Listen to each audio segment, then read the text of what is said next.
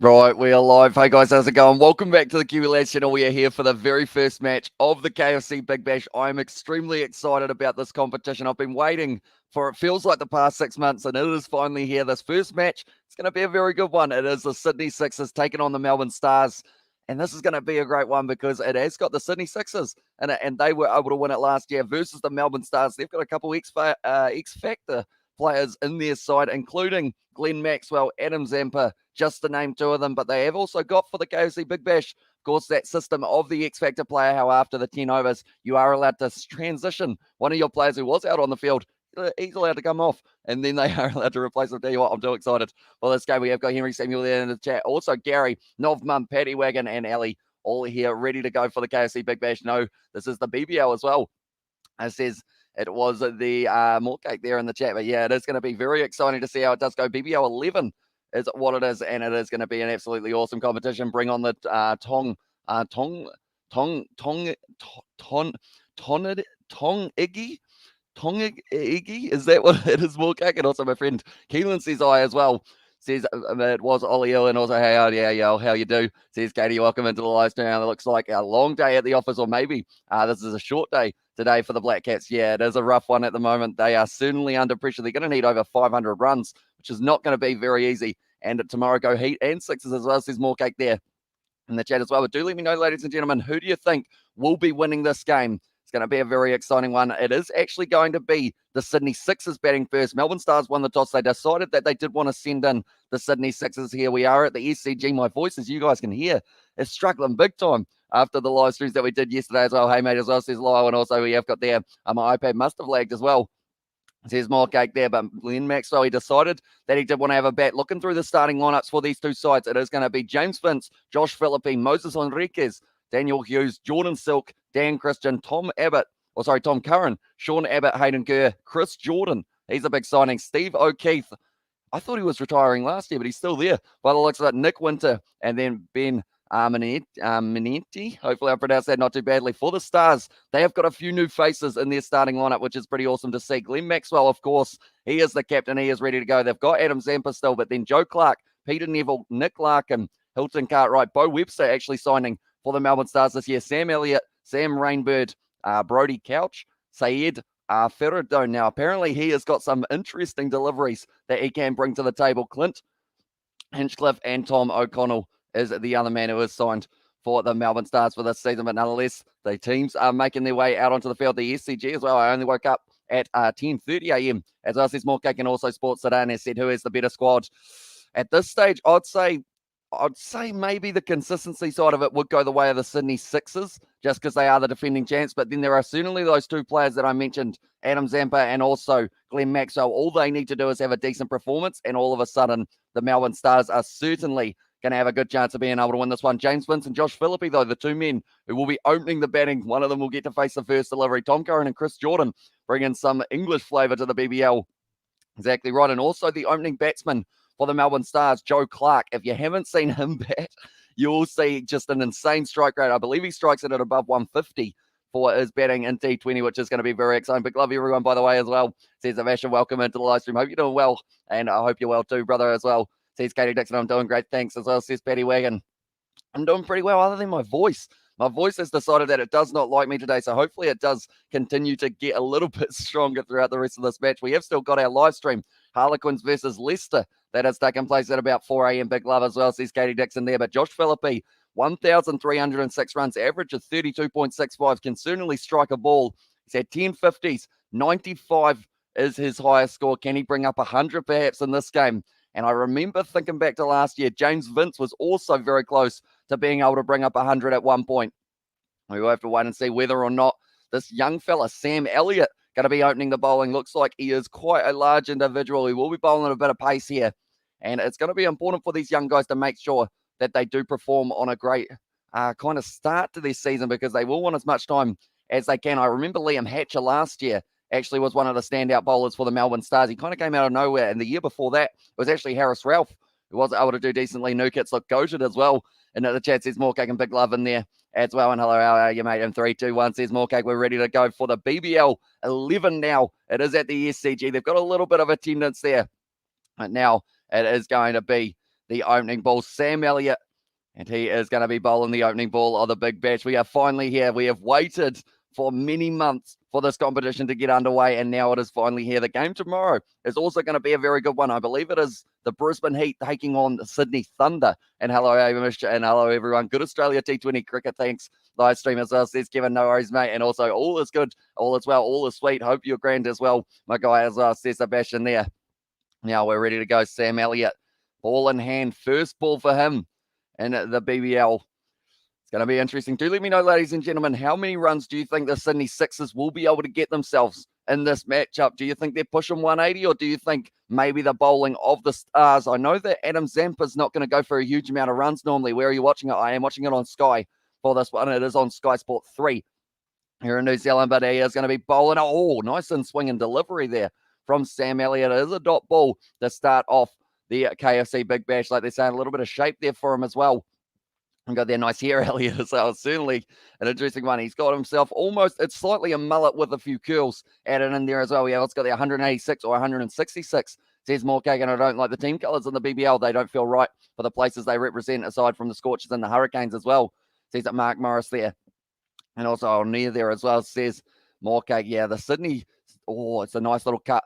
2 backwards point there for Josh Philippe, and he gets underway for the BBL. They are going to be sitting on 1 for none off 2 balls. And now James Vince, like I was mentioning, he was very close to getting himself 100 a little while ago, but did just miss out. So he will be hoping that he can maybe bring it up for this one as well. A very talented player, average of 31.95. So 2 very talented openers, 98 not out. And I remember that one very clearly because I remember there was some sort of controversy with the way that the ball was bowled for that last one, how he was almost going to be able to do so. Oh, it was to win the match, and the fella bowled a wide, I believe. And because of that, it meant that James Vince did miss out on his 100. We have got there nicely held on by the Stags in the Super Smash, by the way, as well.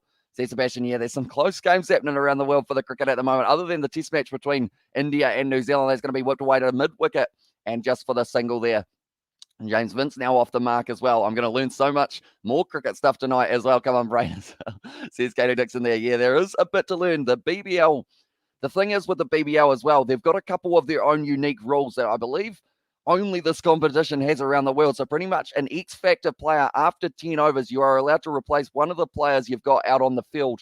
As long as they haven't bowled, you can actually replace them.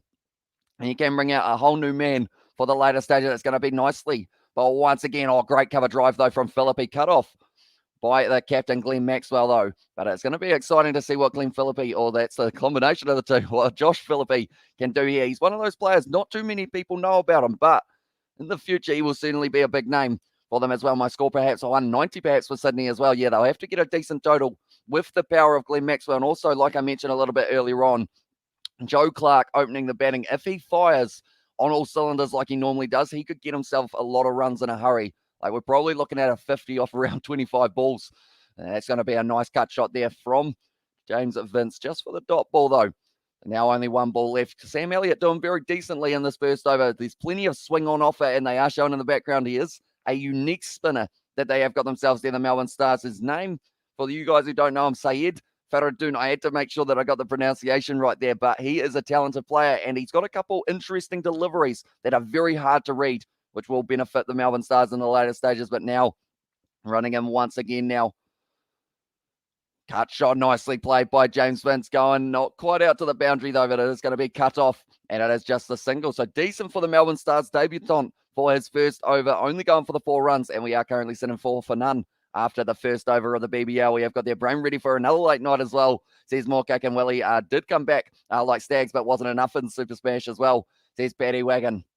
But they're showing there Sam Elliott. He's got a nice bit of swing by the looks of it when he does pitch the ball up at the SCG. Just that little bit of outswing, and it could be maybe coming into factor for the later games of the competition, and not just the later games, but also this one as well, with the bowlers that the Sydney Sixers have got on offer for these ones that come on Sixers as well. Says Sebastian there.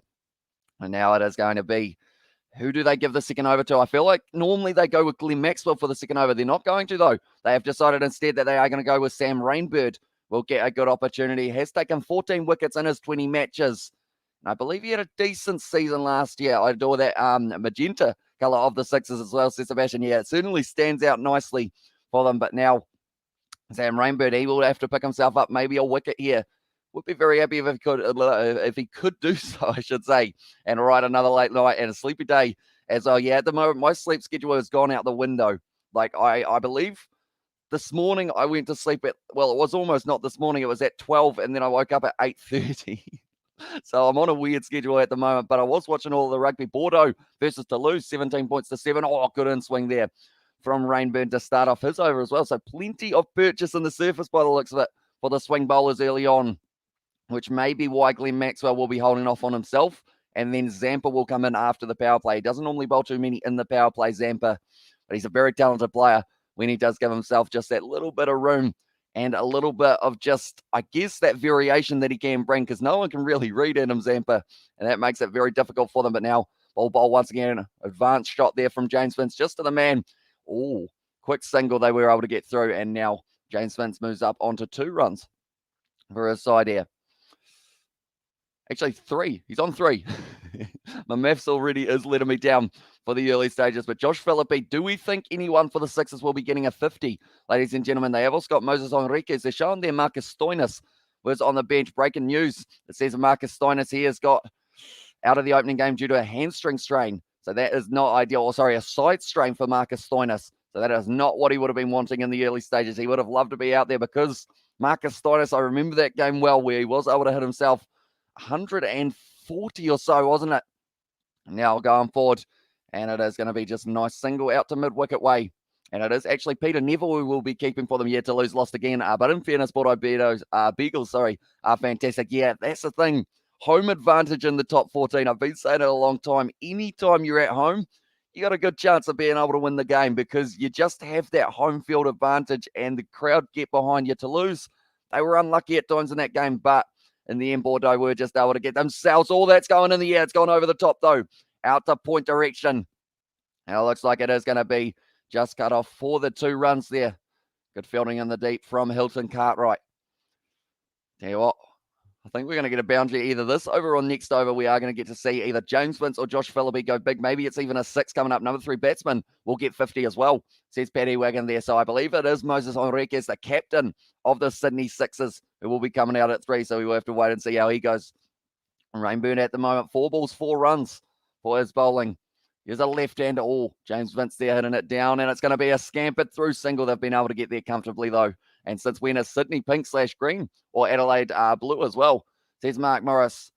Sydney, I guess that's a good question, actually. I don't know when the competition kind of switched over. I know that 2018, I want to say they kind of had not so much of just the pure color, but they had like the black in there as well. I remember Sydney Sixers used to be kind of like pink and black, but I'm not too sure what year it was that they really kind of transferred over for completely full on the kits. And now it is going to be Rainbird hitting that one just for the dot ball there, Philippe. So that's going to be the end of the second over, 0 for 9 here for the Sydney Sixers. We have got there. I don't know any names or any teams in the BBL as well, says Paddy Wagon. Yeah, there are a few names, even for myself, that I have no idea who they are. But luckily, the best thing is there's 61 games. So by the end of it, we are going to well and truly know exactly who is on all the sides, because there's been a lot of changes for them. Like I remember, just to name a few players who are not there anymore for the Melbourne Stars, they haven't got Hilton Cartwright. Oh, sorry, they have got Hilton Cartwright. They haven't got themselves Harris Ralph by the looks of it this season. Also, at this stage for this game anyway, they are missing, it is Liam Hatcher was one of their standout performers. Andre Fletcher as well. He is nowhere to be seen. He is the DJ, and he absolutely loves when he does hit the ball hard. And then Stoinis, of course, out with the injury that he has got himself at the moment. So they've got a few players missing for the Stars, but also same could be said about the Sixers. When you've got Steve Smith, Josh Hazelwood, Nathan Lyon, that's going to be an LBW shout going down leg, though, a little bit for Sam Elliott. That is not going to be given out. Now, the big thing here is the BBL, they do not have a review system for this one, I don't believe. So because of it, it does mean that the bowlers, if you appeal and the umpire gives it, that man is walking. And if he does not give it out, then you can't really do anything about it. It was just hitting a little bit too high, I believe. Yeah, cutting off the surface nicely, hitting the pad. Oh, it wasn't a mile off, but it is still going to be just going over the top of over the top of leg stump, I believe. I know a lot of super smash though as well, says Paddy Wagon, now running in once again. Elliott hit out through cover just for the single here for the Sydney Sixers. So looking dangerous in the early stages with the swing for the Melbourne Stars, and it will be interesting to see when they decide to go for the kind of spin option, I guess you could say there. Now, it's got there. Does the BBL have a channel where they upload highlights and such? That's a good question. I haven't actually seen one yet, but as soon as I know whether or not they are putting the highlights on YouTube, I will be sure to let you guys know for these games. I hope they are. I feel like that's just smart marketing to have the games there. That's a good shot out through point, and Josh Philippe has been able to get himself his first boundary of the game, and it was a very nice shot along the ground as well. Cricket Australia as well says more cake there, and also, are you going to get /play Cricket 22, says Bob Jeff Dog. I have actually bought it. I have downloaded it. I just haven't played it yet. When I was trying to play it, it was right when it came out, and there was a bit of a glitch happening, and I wasn't actually able to load up the game, but I have got it, and me and my dad possibly might be doing a little bit of the Big Bash on there, perhaps. And now Sam Elliott. Oh, Josh Philippe, he hits it in the air. Is there a man back there? No, there is not. Plenty of open area at the SCG, and that's going to be at least 2 here for Philippe. They run through, and they are going to get 3 runs. Good running from the Sydney Sixers. But yeah, I have got it, and I am keen to start a career mode very soon on there, because I have seen that there are a few glitches at the moment, but now that they have kind of had a little bit more time to be able to get, kind of get a few of those patched, I think it is going to be pretty exciting. 17 for none at the moment for the Sydney Sixers. Good start to the match for them. I'll get Cricket 22 and ruin the Aussies in the Ashes as well there. There's Sebastian, and tell you, well, that's just around the corner as well. I believe it's this week coming up that is going to be taking place, the Ashes in Australia as well. It's going to be interesting. See how that goes now. Sam Elliott, nice cut backwards. Great fielding, though, from the Melbourne Stars to stop that one. I got 2020 Cricket 22, and I suck as well, says Betty Wagon. Yeah, I feel like I'm not the best at it either. Because I know Cricket 19, I had my moments where I was decent, but I also had the moments where I was just absolutely shocking. And I think they've changed a couple of the bowling kind of systems and whatnot, haven't they? So I feel like I will not be very good at it. But at least for my career mode, we will be able to go through the stage of me being terrible together. And then hopefully one day I'm not too bad at it. But 8 runs off this over. Sam Elliott will just be looking to close out this one without going to the boundary. It's going to be whipped away to the leg side for James Vincent. That is going to be a boundary. So now square leg boundary for James Vincent. He gets his first boundary in the BBL as well for this year. And now 21 for 3 after this. I almost said the 6 overs, but it is the 3 overs. And my mum was mentioned a few times for supporting England in the cricket as well, says Sebastian. That is true. Yeah, people don't like the fact that you go against the home side there, but I feel like it's just one of those rivalries that, like, once the Ashes is kind of smoothed over and after, then everyone goes back to, like, being slightly friendly up until next year when it does come back, and then everyone's right back into it. But this one, at this stage, is a good start to the match for the Sydney Sixers. They're looking strong. 21 for none at this stage after the 3 overs, getting 7 and over, and the power play, you've got yourself 6 overs, so they're halfway through it. And at this one, but nonetheless, anyone who is new to the channel, be sure to leave a like and subscribe. We are going to be back with, hopefully, fingers crossed, every single KFC Big Bash match that is happening alongside our rugby, alongside the Champions Cup, Challenge Cup, URC. It's all happening on the channel, so be sure to hit that subscribe button. But now it is going to be Rainbird once again now. Will be bowling. So they have decided to go with both opening bowlers 2 overs in a row. Oh, advancing there, Josh Philippe frees up the ends, and he is going to be hitting that one to the boundary down the ground. He's starting to look like he's finding in that same form. He just never loses it. Josh Philippe always in the ball hard. New Zealand need 527 runs in 2 days and 2 sessions as well, says Paddy Wagon. So yeah, that's going to be tough to be able to do so. Definitely when you get bowled out for only in the 60s for the first time, but who knows? It's certainly going to be an epic comeback if they can do it. But Philippe there just advancing down the wicket and hitting it out mid-wicket way for his second boundary now of the match. And Rainbird back under pressure. Nicely delivered from Rainbird. And it's just whipped away to the leg side for the single. 26 runs so far for the Sixers. And I feel like a par score on this wicket, the way that it's looking at the moment, it's coming onto the bat very nicely. So I'd say you probably need 170 at least, definitely with the skill that some of those Stars players have. Like I mentioned, the opening batsman, he loves to go at 150 for his strike rate. That's the thing. BBL is happening during the week as well, isn't it? Not just weekends, says Sebastian. Exactly right, mate. So we are going to get to watch these games. I guess it just means now for the midweek kind of stage of the night time. Oh, that's a nice shot from James Vince. Pull shot for the 4 once again. And now both of these batsmen seem to really be starting to up the tempo for the later stages of this power play. But yeah, pretty much any time now during the week that I think, haven't got too much to do, there's a Big Bash game that night. So that means that I will be able to keep myself busy during the week, and we will get to see a lot of great cricket being played. There's always close games in the BBL, and also some very impressive shots from these sides. But now James Vince, currently Rainbird, 3 balls, his first over Didn't go for too many, but now already going for the 9. Oh, James Vince has hit that one in the air, and it's going to be going to the boundary by the looks of it. No, it's going to pull up there in the grass, and Hilton Cartwright fires that one back in for just the 2. But now both men, Philippe and also Vince, really starting to ramp it up. And the thing is, the thing that makes it so dangerous for the Melbourne Stars, there's still 2 more overs of the power play. Rainbird going for 5 of his first over, 11 now off the first 4 balls of his second. Not what he would have been wanting, that is for sure. But James Vincey's looking like he's in decent form, coming back from England as well. And these guys, for the international side of it, you got to be very strategic with who you pick, because you're only allowed a couple international players, a couple X-Factor international players. Definitely James Vince is one. Another one, Adelaide strikers, Rashid Khan. How good is he with the ball in hand? It's going to be exciting to see what he can do later on.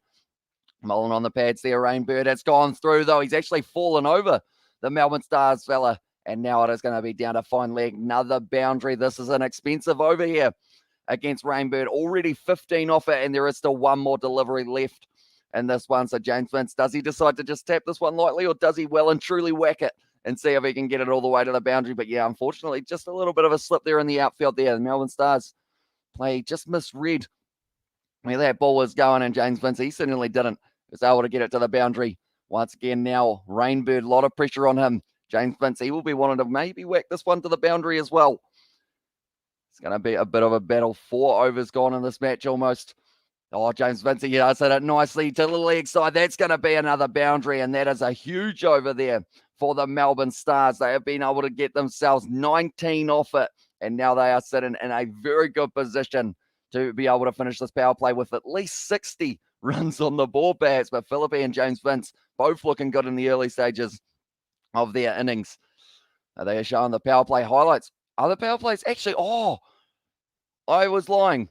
The first 4 overs are actually the power play overs, aren't they? And then they have got 2 power play overs that the batsman can actually decide when they want to take them later on in the game. I'm still getting used to these Melbourne, or not these Melbourne, to this BBL format. Forgot all about that. So it is actually only 4 overs of the power play at the start. My apologies there. And then later on in the game, they are able to take their next 2 power play overs. It will be interesting to see when the Sydney Sixers decide to take it. You are allowed to take it after 10 overs is when you are allowed to bring it in. But Philippe at the moment sitting on 15 off 9. James Vince sitting on 25 off 15. He's certainly going at 1,000 miles an hour. Henriquez, Hughes, Silk, Christian, Curran, Abbott as well. The next few batsmen that they are going to be having. But now it is going to be Feridun will be bowling here. He is a talented bowler, but he's got a few tough batsmen are in front of him here. He's got an interesting bowling style. He's been swept away for the first ball, and that is going to be 4 runs. Once again, Josh Philippe, not scared of the new bowler after the 11th or 10th over as well. You're right, Irish. Just says more cake. I'll be back getting food as well. There's more cake there, but at the moment, seems like there's going to be plenty of boundaries here. It's got that left arm, I guess you call it left arm spin, but he does have an arm that kind of flails out the back, which does make it very deceptive for the batsman. But a good shot there from Josh Philippe to be able to get that sweep shot nicely. Now Feridun once again going to be going. Oh, okay, nice shot there. But you can see that he does get a little bit of spin there. And they were saying that he was actually an off spinner, and they said there was no room for him in the team, so he decided to switch it to leg spin. So he's definitely a talented bowler. And I'm excited to see how many wickets he can get in this season, because another player who's missing for the Melbourne Stars now, I think about it, Nick Madison, is not there for them at the moment in this game. Oh, well bowled, almost going to be shouted for the LBW. DM for Link as well. Says Kanswa, Kausa, hopefully I pronounced that correctly, but pretty much in New Zealand it is on Sky, and in Australia I believe it's on Fox to be able to watch these games. Now bowling once again, Philippe just whipping away to leg side, finding the middle of the bat there, but out to mid-wicket. Cartwright in the deep has been able to cut it off for just a single. With Feridun at the moment, he is going to have James Vince on strike now for the first time.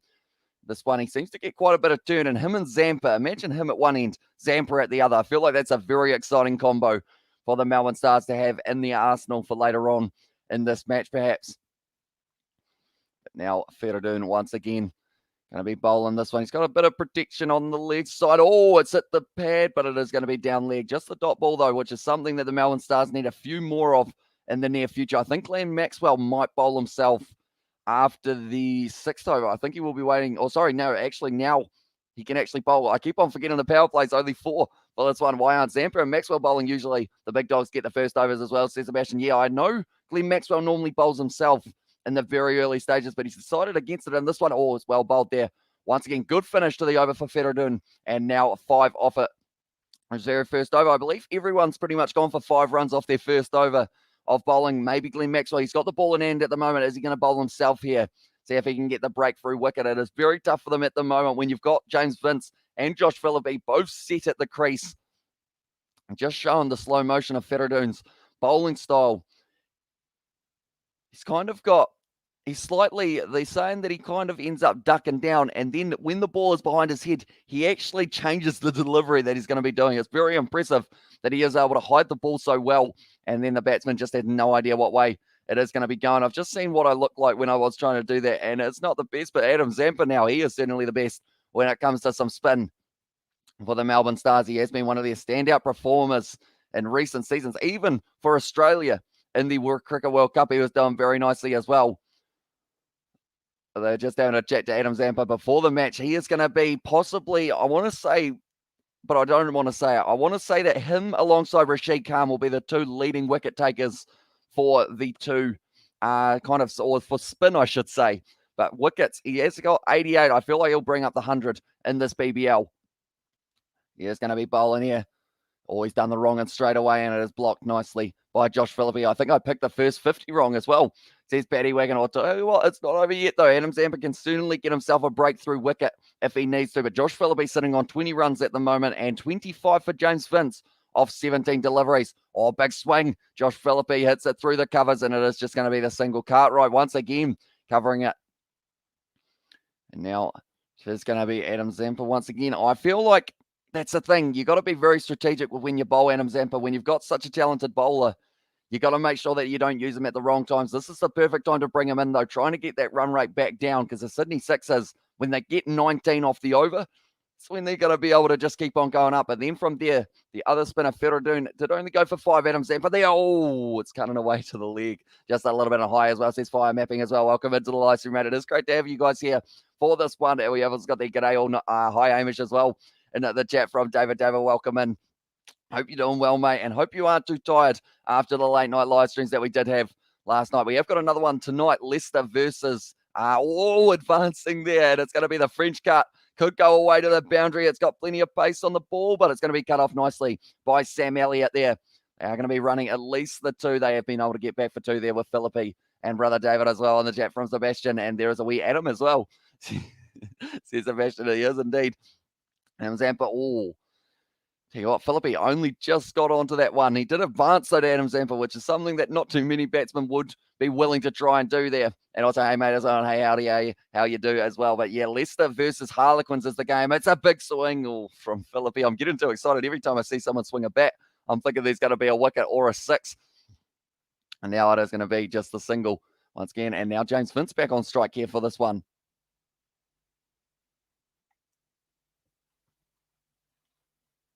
There we go.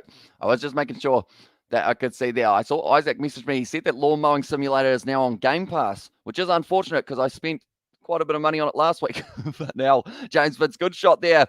Out through point, and that is going to be the boundary for himself as well to close out that over. So Adam Zampa going to be going for the 10 off his very first over. 9. Won't be too happy with that. And maybe he was there the whole time, but he's only little, can't blame him as well. Says Sebastian there. And hey, mate, in the chat from Paddy Wagon. But now that is a good end to the over for them. And hi, buddies, is the J Flame online as well? Says, or J Flame, I should say. I don't believe so. I think he might be watching the A-League at the moment. I know that there are games kind of simmering around the world at the moment for the A-League and also for the BBL. But now Adam Zampa, he's not too happy with the field from one of the men, but it would have been very tough for him to get that one. Feridun once again will be bowling here for his 2nd in a row. Now, something that seems to be a trend is you get a good first over, you only go for the 5, and then from there, unfortunately for them, the 2nd over seems to go for quite a few. We saw it earlier on where he went for 19. Oh, it's a swing. Good shot there from Philippe, just like a tracer bullet to the boundary along the ground. He's one of the best when it comes to the sweep shot for the Sydney Sixers, if not in the whole BBL, and he has just proved it once again. And he was able to pick up the length extremely early. And he just seems to use his feet so well, Josh Philippe. He makes it look effortless Not an easy shot to play. Definitely not when you're playing it up against a guy who you don't know whether or not he's going to be spinning it to the leg side or the offside. But we have got their high batty wagon as well. Sees that David there, but Josh Philippe at the moment is on fire in the early stages. Drops back to his back foot. And it is going to be well fielded in the deep, but that is going to be the 2 runs there. Once again for the Sydney Sixers. Philippe moving himself up nicely now, sitting on 28 runs off 18 deliveries. Just keeps on going at the moment. We have got the, I don't know who to support in the Leicester versus Quins game. Any suggestions as well, says Sebastian. Now, I feel like if I said the wrong team here, I may never see you again, Sebastian. But Harlequins, they're a good side. I feel like that's the thing. Leicester have got a very good side on paper, but I feel like Harlequins have got the X-factor players that might be able to change up that game. And that's not just me saying it to suck up to you. That is actually, like I see that they're about $2.75 underdogs in that game. And I'm like, yeah, but it's going to be close. So maybe they will be able to get themselves a win. But who do you think will be able to make the breakthrough for the Harlequins? Are they playing Marcus Smith in their number 10 jersey for that game? Or have they still got someone else? I'm trying to think of who's their starting lineup, but I know that they have got a few of those players, such as a Danny Keir, I think is playing. And also, nice shot there out cover way. And it's just going to be kept to the single now. Like they are saying, the highest score out of ground here is 209 for the SCG. Could the Sydney Sixers top that? Tell you what, if they did, that would be an incredible way to start the season. And you would just feel bad for the Melbourne Stars to try and have to chase that down. But saying that, if they add Stoinis, they have also still got Maxwell, though. So, who knows, maybe they could do it all. Big sweep shot once again there from James Vince. Just a moment, please. I'll see see if they announce the lineup as well. Says Sebastian, I believe that they have, although I haven't actually made my animations for them quite yet. But I know that, who else have they got? I know that Leicester have got Nadolo, who is going to be one to watch out for. And also Julio Montoya, I know, is in there. Harry Potter, got to give him a shout out after Halloween, of course. Down the leg side, and that's going to be whipped away to the leg by Josh Philippe, just for the single, though. Runs are flowing at the moment here for the Melbourne Stars. They were able to get themselves 11 off that one. So it has kind of continued with that trend of the first over from a bowler goes, but not too many. And then the next over does go for quite a few. But Josh Philippe looking strong in the early stages. Same with James Vince, sitting on 35 not out compared to Josh Philippe, who is sitting on 30 not out. But they are just showing Josh Philippe, the 6 that he hit there. It landed on the SCG roof. That was in BBL 9. And he actually got the ball stuck in the guttering up on the top. He was pretty happy with that one, Josh Philippe. And everyone was all celebrating that one as well. I think it was actually to win the game, if I'm not wrong. Now Adam Zampa, once again, he has got the ball in hand. Hasn't got a wicket yet, but normally with Adam Zampa, it is only one ball away from really being able to break through. But they will need quick wickets. As soon as they get Josh Philippe or James Vince out, they're going to need another one, and that's going to be Moses Enriquez. They will have to try and get out there as well. And Zampa drags it down. And now Josh Philippe whips it away to the leg side once again for the single. Yes, it is. Now James Vince back on strike. Like I mentioned, he did get 98 not out. He will be wanting to top that in this game perhaps. And that would be a brilliant way to start your BBL if you can end up getting yourself the 100 straight away. All-time high score for him as well in the BBL if he can do so. In just a moment, please. I'll see if the lineups have been announced. Oh, it's going to be the big swing from James Vince. Going out leg side once again to mid-wicket. So that seems to be a very popular position on the field. I'm wondering whether or not the X-Factor players will play factor. Yes, bro. 10 out of 10 out of 10 out of 10. They're all back. Oh, so they got Marcus Smith, Dom Brandt, Marla, Liner. Screw it. The Tigers are facing their first loss today. Come on, you Quins, as says Sebastian. Yeah, they've got a strong side, the Harlequins. That's why, I believe I had read that they did have a couple of those players back. Great shot there from Philippe, but straight to the man at cover. He just throws it back in there, Max. So he's got a rocket arm on him, trying to take Josh Phillippe's head out. And also, payout for Black Cats is $94. Tell you what, when you see a number like that, you know it's not really on the cards for them to be able to win that game because they are still playing at the moment, aren't they, Novmum? Are they batting at this stage or are they still bowling to the Indians? Do let me know that as well. Bowled by Adam Zampa, just scampering through for the single on screen. 10 out of 10, says Sebastian. Oh, sorry, says Katie to Sebastian there. But yeah, pretty much like the Harlequins lineup that they've got, like you said, Dom Brandt, Marcus Smith, Liner out on the wing, and Joe Marley. He's going to bring that physicality in the 4-pack. It's going to be a tough game, but there are a lot of expected players for both of those sides out there on the field. Just like this game. I'm excited to see how this one ends as well. We're already 7.4 overs through. It's flying by. This is morning for myself because I did only wake up at about 8:30. It's going to be James Vince once again in it out mid-wicket way, trying to pierce the gap in the field, but just kept to the single once again. They need a few more of these singles and dot balls for the New Zealander batting, but it's tea break as well. And tea break and yes, batting 13 for 1. Who is out already, Nov Mum?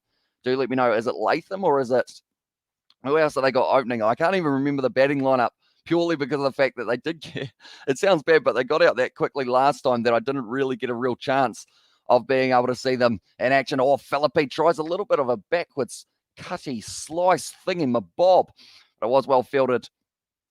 8 overs down 69 for none at the moment, the Sydney Sixers. And a Ric Flair noises in the chat as well, says Katie Dixon, but they are showing there the first Ashes test. They have announced their starting lineup, and it is going to be Marcus Harris, David Warner, Marnus Labuschagne, Steve Smith, Travis Head, Cameron Green, Alex Carey, Pat Cummins, Mitchell Starc, Josh Hazlewood, and Nathan Lyon. So no sign of Matthew Wade there, which is interestingly enough because they've gone with Alex Carey. I know that a lot of people were saying that Carey was right there in terms of the selection, but they did go with Matthew Wade repeatedly as well, and Latham is out. He got 6 for 15 as well, says Paddy Wagon. So, yeah, it's going to be extremely tough for them. They're showing there the Ashes. It's just around the corner. Ladies and gentlemen, it is going to be starting on Wednesday live at the Gabba, and we might be doing a few, I don't know whether or not we'll do live streams for that or more just a little bit of maybe a watch-along every once in a while with a Cricket 22 live stream. That could actually be an option. Maybe play a little bit of our career mode while watching the Ashes at the same time. And now it's going to be interesting to see how it does go for the later stages of this game. We're almost up to the power play, the X Factor stage where they can actually replace a bowler. Looks like they are going to be going with Brody Couch now, right arm medium. And it is from the Brandwick end that we have got there. I'd say we should be able to build up a decent cricket audience throughout the season, given that you'll try to cover so many games as well, says Sebastian. Yeah, I'm going to be doing every single Big Bash game that is physically possible, because the best thing is I don't believe too many of the rugby games actually overlap with them. And this one is going to be finishing, I believe it's late January. James Vince there able to hit the single going out to point for once again. Just keeping that strike rate turning over here for the Sydney Sixers. They're in no hurry at the moment. 70 off 8 overs. They're like, you know what, we're getting 180 or so probably easily here for the Sydney Sixers. As long as they don't lose any wickets, they are fine. They are going to be flying, and they are going to be able to give themselves a very good total at home to try and defend. That's the thing. The Melbourne Stars actually sent in the Sydney Sixers. They said that they would prefer to bat second. And now Josh Philippe on strike. Couch, it is going to be hit away to the leg side once again, just for the single here. And also we have got there the Kieran emojis from David there and the AU ones there as well. But they are showing there the Ashes at the moment. They're having a bit of a chat there. I believe it was the photo shoot. Pat Cummins and Joe Root are the two captains for their sides. Of course, there was that situation that happened with the Australian side. We won't go too deep into that, but it does mean that Pat Cummins now, he is going to be the captain of the Australians, and they're saying how much of a big role he will have in the side, because when you're a fast bowler and also the captain, that's gone straight up in the air from Joe. Tell you what, Vince has hit that one almost up to the atmosphere, and it's going to be, it's dropped. It's dropped. Neither of them had decided. They couldn't decide who wanted it. Neville was like, yeah, I might take that one, but then he dropped it as well. Who do you think, or what do you think about this match? Who will win as well? It's entertainment. I would say, I think the Sydney Sixers, this was the big moment for the Melbourne Stars, and they did not take it. So because of that, I believe, tell you what, Peter Neville, he was running for the bowler, though. Couch wanted it, and he did end up just getting in the eye line of Neville, who did end up putting it down. Hey, from James Gordon as well. Welcome into the live stream, mate. It is great to have you here. Dropped as well, says Shane. It was indeed. Oh, and that makes it even more painful, because it was almost going to be the boundary off the very next ball. It's just going to be the single, but that is a little bit of a lifeline there for James Vince, but that should have been taken. Butterfingers as well there in the chat from David Lowe. I just went out and saw people fighting as well, says James Gordon there. So that is not ideal for you in that regard, but 74 for none. But James Vince, like I mentioned, he hit that one absolutely miles in the air. Would have had to put your neck straight up. What animal has their neck straight up? I'm trying to think of an animal that actually can look straight up in the air. That's going to be a good shot there out through the point region, and that's going to be another 4 runs for Josh Philippe. Because I know that dogs can't look straight up, can they? They can kind of look about there, but they can't go like right up. I feel like I'm just thinking about random things that aren't really important. But do let me know, ladies and gentlemen, what ones can look straight up for the animals, and was it GTA Chinatown Wars by any chance as well? Says Sebastian there. That's another game. I've got GTA San Andreas, but I have not actually ended up playing it yet. Oh, Josh Philippe goes bang. That's going to be the 6. He's trying to put it on the roof like he did last time. That's going to be a nice 6 for Josh Philippe. Yeah, it's NPCs as well. A fish as well, says Mannix there. And the chat, and also a flounder. I feel like that's a very good shout. There regarded shots there, Shaney there. Yeah, brilliant shot from Josh Philippe. And now he is working his way towards that 50. That was his first 6 of the night, sitting on 45 of 28. And also we have got there 6 as well, says Sebastian in the chat. But unless anyone who is new to the channel, be sure to leave a like and subscribe. We're going to be covering all of the KFC Big Bash this year, including all of the finals matches as they come. Crocs and Gators can look straight up because their eyeballs are on top of their head. Thank you for coming to my National Geographic special as well, says Katie Dixon there. And also, guess who will take most wickets in this match, says Entertainment. I was thinking, when I saw the starting lineups, I was thinking Adam Zampa, but now I'm starting to think that it will actually be a player for the Sydney Sixers. I mean, I'm going to actually tell you what, we'll go with something different. I'm going to say Chris Jordan. Oh, he called for it as well there, Peter Neville. They're just showing there that he called for it. Couch didn't pull out of it. And because of it, it did mean that he was just in the eye line of Neville, who wasn't quite able to get that one as well. I might get San Andreas on my phone, see how that does as well. Cheers, James Gordon. But now Glenn Maxwell, 33 wickets, matching his age as well, Glenn Maxwell, for that one. And he's almost got the same average as his age in this regard. If he gets it for a couple sixes, maybe it will be right up there, but he normally hits them himself. KFC, yum, as well, says David. Yeah, that is the one thing about this competition that will be annoying, is we are constantly reminded that it is KFC and there is no KFC nearby. So that is a little bit of a shame, but 9 overs down at the moment, 84 for none. The Sixers are sitting. Can Glenn Maxwell, the captain, get that breakthrough that the Stars require? Just a slower delivery there. James Vince hits it out once again to cover for the single, but this is going to be the important over from here on out. Probably the next 3 overs are huge for the Melbourne Stars. They need a wicket. GTA on mobile is horrible. I don't recommend it as well. See, Sebastian, I will ask the question, because I've got a controller that can connect to my phone. Does that mean that I could play GTA on my phone with a controller, or does it not quite work like that? That is going to be the cut shot there from Philippe once again. Nicely played out to Hilton Cartwright. He's been very busy throughout the early stages of this one, that is for sure.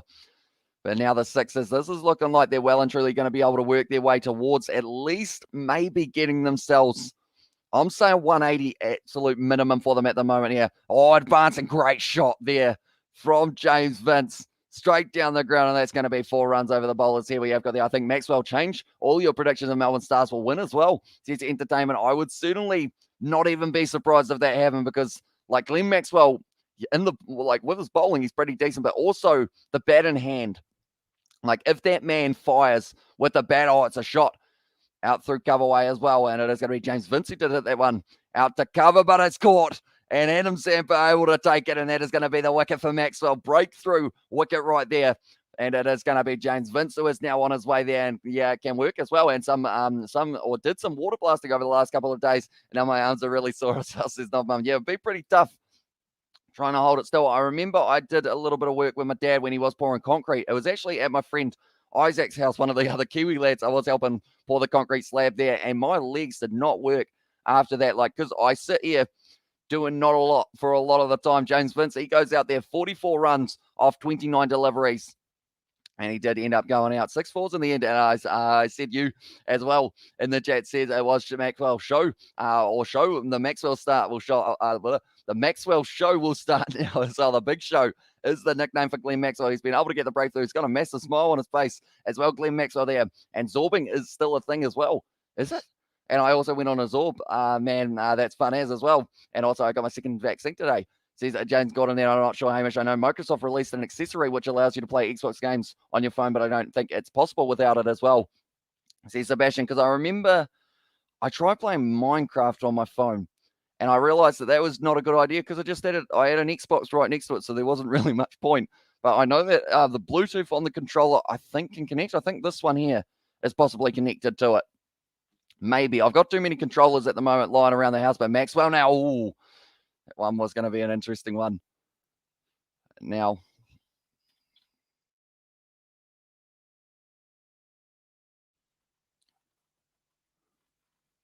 oh,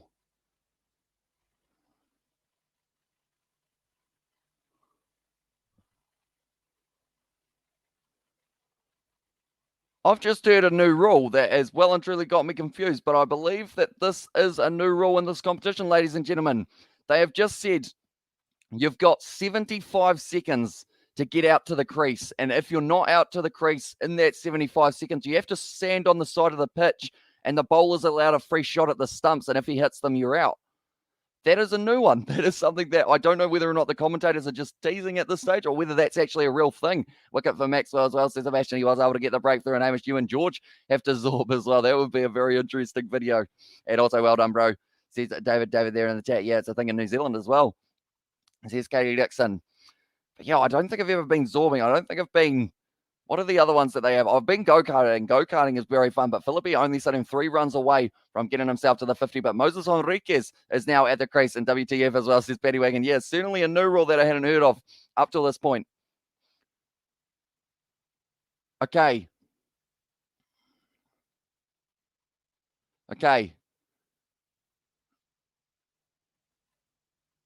Alrighty. So they have... Okay, so the timed out rule. New batter has 75 seconds to take strike. If timed out, bowler gets a free bowl. Batter can be bowled out, or it's a dot ball as well. Interesting. That's an awkward rule. It's a weird one. It's interesting. Certainly something that I haven't heard before. And Bro as well says music. I guess that's just to speed up the game, but then it's also it's an interesting one. The bowlers, or the commentators, I should say, look a little bit confused. Imagine the batsman sprinting to the crease in their pads as well, says Sebastian. Yeah, and sliding to it like they do with a run out.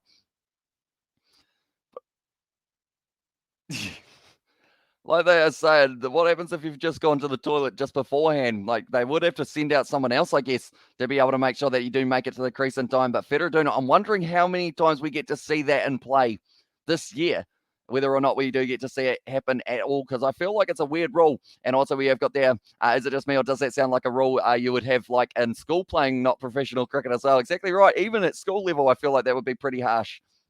Like, you'd probably just be like, right, we'll send out a different batter then if you're not quite ready. But yeah, it's interesting. It's like, yeah, I'm not sure how I feel about that one, because it's like just standing next to the stumps and you have to watch them just have a throw at it as well. And also, I'm gonna go to school tomorrow. I'll be going to sleep as well.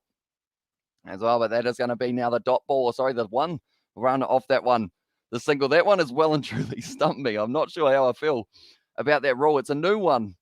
It's true. And also we've got the hour as well. And the chat says Paddy Wagon, and also there's a big zorb here in Rotorua, Hamish, as well. I actually really want to go to Rotorua. I haven't been there, and I feel like it would be pretty awesome to go. Maybe we've got to go to a Bay of Plenty game, David. See whether or not the boys can get the job done. But now it is going to be, they're going upstairs for this one. Federer, they're just checking whether or not the foot was on the ground for that one. No worries, though. I'm sure someone like Astle would miss the stumps anyway as well. Says Sebastian there. It was the wrong one from Syed Feridun. They're just going to be going upstairs here, and also by IC as well, and want to meet up there as well. Says that James Gordon. I mean, I could try something for like all going to a rugby game. I have always said that it would be pretty awesome to try and get that going at some stage, but Feridun, he does bowl that one, and we're just seeing whether or not. Yeah, he's back. He is fine there. Moses Enriquez, and also we have got there. Take care, James, as well. Says Sebastian, a great idea. Hamish as well, says David there. And also, hi, Paddy Wagon. I'm good. How are you? As well, says Ellie. I see that is it a change profile picture, Ellie, on that one as well. But not out is the call. So now it will once again be Feridun. We'll be bowling this one. We'll be trying hard to get another breakthrough wicket if they get 2 in a row here. And if they can get Philippe, I feel like he is the massive wicket. Enriquez, though, he's French cut that one. It's going to be running away for Sam Elliott once again to cut that one off. It's going to be a quick 2, well run by the Sydney Sixers. Moses Enriquez, he still just flies between the wickets as if he was about 5 or 10 years younger. And now it is going to be an important couple overs. Welcome in, Ellie. Hope you're doing well as well. Says it was Sebastian. Also sees still sleepy as well. And it's the Zorb with the Crankworks bike track as well. Says Katie Dixon there. Not quite taken nicely. And it is going to be called the wide. The first wide of the BBL. It has taken 10.3 overs, but we have finally had a wide now. I'm wondering when we're going to get to see the first no ball as well soon. The thing is, with that rule that they've gone with, how it's like if you don't make your way out to the crease in time, that ball's going to be gone. That one's a nice shot there from Moses Enriquez. If you're a batsman and you hit it on the roof, is it like in backyard cricket how you got to let them have a free shot at the stumps as well? But that one has gone all the way, 102 now for the Sydney Sixers. That has brought it up. Captain is batting as well, and welcome in, Ellie. And also have a great day, James Gordon as well. from David. David almost taken cleanly in the crowd. And Moses Enriquez, he strikes it well. The Sydney Sixers are sitting in a great position at the moment in the Melbourne Stars. They need to find a way of stopping them from continuing at this rate. Just hit that one down the ground. Out to the mid-on, I believe it was, or mid-off, sorry. Even a shocker with the positions, and they are just going to get that single once again. So being able to bring up the 100 already, the X-Factor player, I don't believe they changed anyone here for the Stars. I think they have stuck with what they have got. And also same, I can't understand why though as well. I think we're all still feeling that late night, aren't we?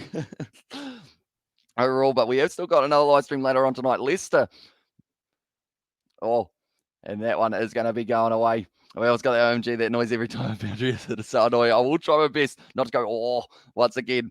But yeah, we have got the A. Sebastian, I'm doing well. How about you as well, says Eliel there in the chat. And now, after 11 overs, it is going to be 104 for 1. And they are talking to Hussey himself, the coach of them, David Hussey, and he will be hoping for a good season here. The Melbourne Stars, they always are a side that can get very close to being able to play in that final, but always just miss out with Maxwell, with Zampa, with also Marcus Stoinis when he does return from a side injury as well. We have got there. That is it, buddy. I actually know one of the guys who run Crankworks as well. Says David there, but now Maxwell. He is going to be bowling this one. 1 for 8 off his first over. He was able to pick up the breakthrough wicket of James Vince, and he will be possibly hoping to get himself Moses Enriquez. Or tell you what, if he got Philippe here, be even more impressive. But Philippe advances. He's going to be hitting it to the leg side, and that is the 50 there for Josh Philippe. Well batted for him, scoring it off only 33 balls, 5 fours, 1 6 as well. Well batted. Gets a little bit of a high five from Maxi as well. We have got there. I ain't used to staying up so late as well, says Paddy Wagon there. But yeah, that was a late night because the sevens, that's the thing, it's 2 days in a row as well. And now we've got the Big Bash and also the Gallagher Premiership that we will be covering at the random hours of the night as well. Now Maxwell bowls it. Well, Moses Enriquez gets a little bit of the cut to the third man. Cut off nicely though by, I keep on forgetting his name. It's Faradun though, is the pronunciation. I feel like that will be one that hopefully will start rolling off the tongue a little bit later on in the season as well. Doing great. Thank you. Pumped for the Sixers and Quins victories as well. Says it was Sebastian also. That's so cool, brother. Crankworks Rotorua is definitely on my bucket list. Looks like a fantastic outdoor gathering as well. And it's becoming a bit more of a pattern at the moment. Now it's a nice cut shot there from Philippe. Just hit it out there to Hilton Cartwright once again in the deep for the single. And do let me know, ladies and gentlemen, now that we've seen over 10 overs bowled, what is your prediction for how many runs that the Sydney Sixers will be able to get? Do you think they're getting above 190 perhaps? Maxwell, it's just a little dabble there from Moses Enriquez for the single, down to short third man once again. 4 singles so far off the over of Maxwell. He won't want to go for a boundary or else then all of a sudden makes this over go from a good one to not so good of a one as well. We have got there. What time is that one as well? Says Ali Elsen out is going to be cutting away to the side. That game is at 4 a.m. That game between Harlequins and also Leicester. Going to be a late night one in a year as well, says Paddy Wagon. Just another single. So 5 singles so far. Enriquez on strike. Does he decide to try and go a little bit more aggressive for this last shot, or does he just take it? Oh, he was looking for the nice shot out through cover. Brilliant shot from Moses Enriquez, and that's going to be the 4 runs for the Sydney Sixers to close out the over. So 9 off it in the end, and now it's 113 for 1 after the 12 overs. So Philippe at this stage, he could be going on to maybe get himself about 80 or 90 here if he can continue at the strike rate that he is going. He's got 52 off 35 deliveries. He's just played some very good cricket shots. Josh Philippe, he always does as well, and it is absolutely awesome getting to see him find his form early on in the BBL, and I feel like he is going to be right up there for the top run scorer of the competition if he continues the way that he is going. Because do they still have the golden cap and the golden hat for the wickets?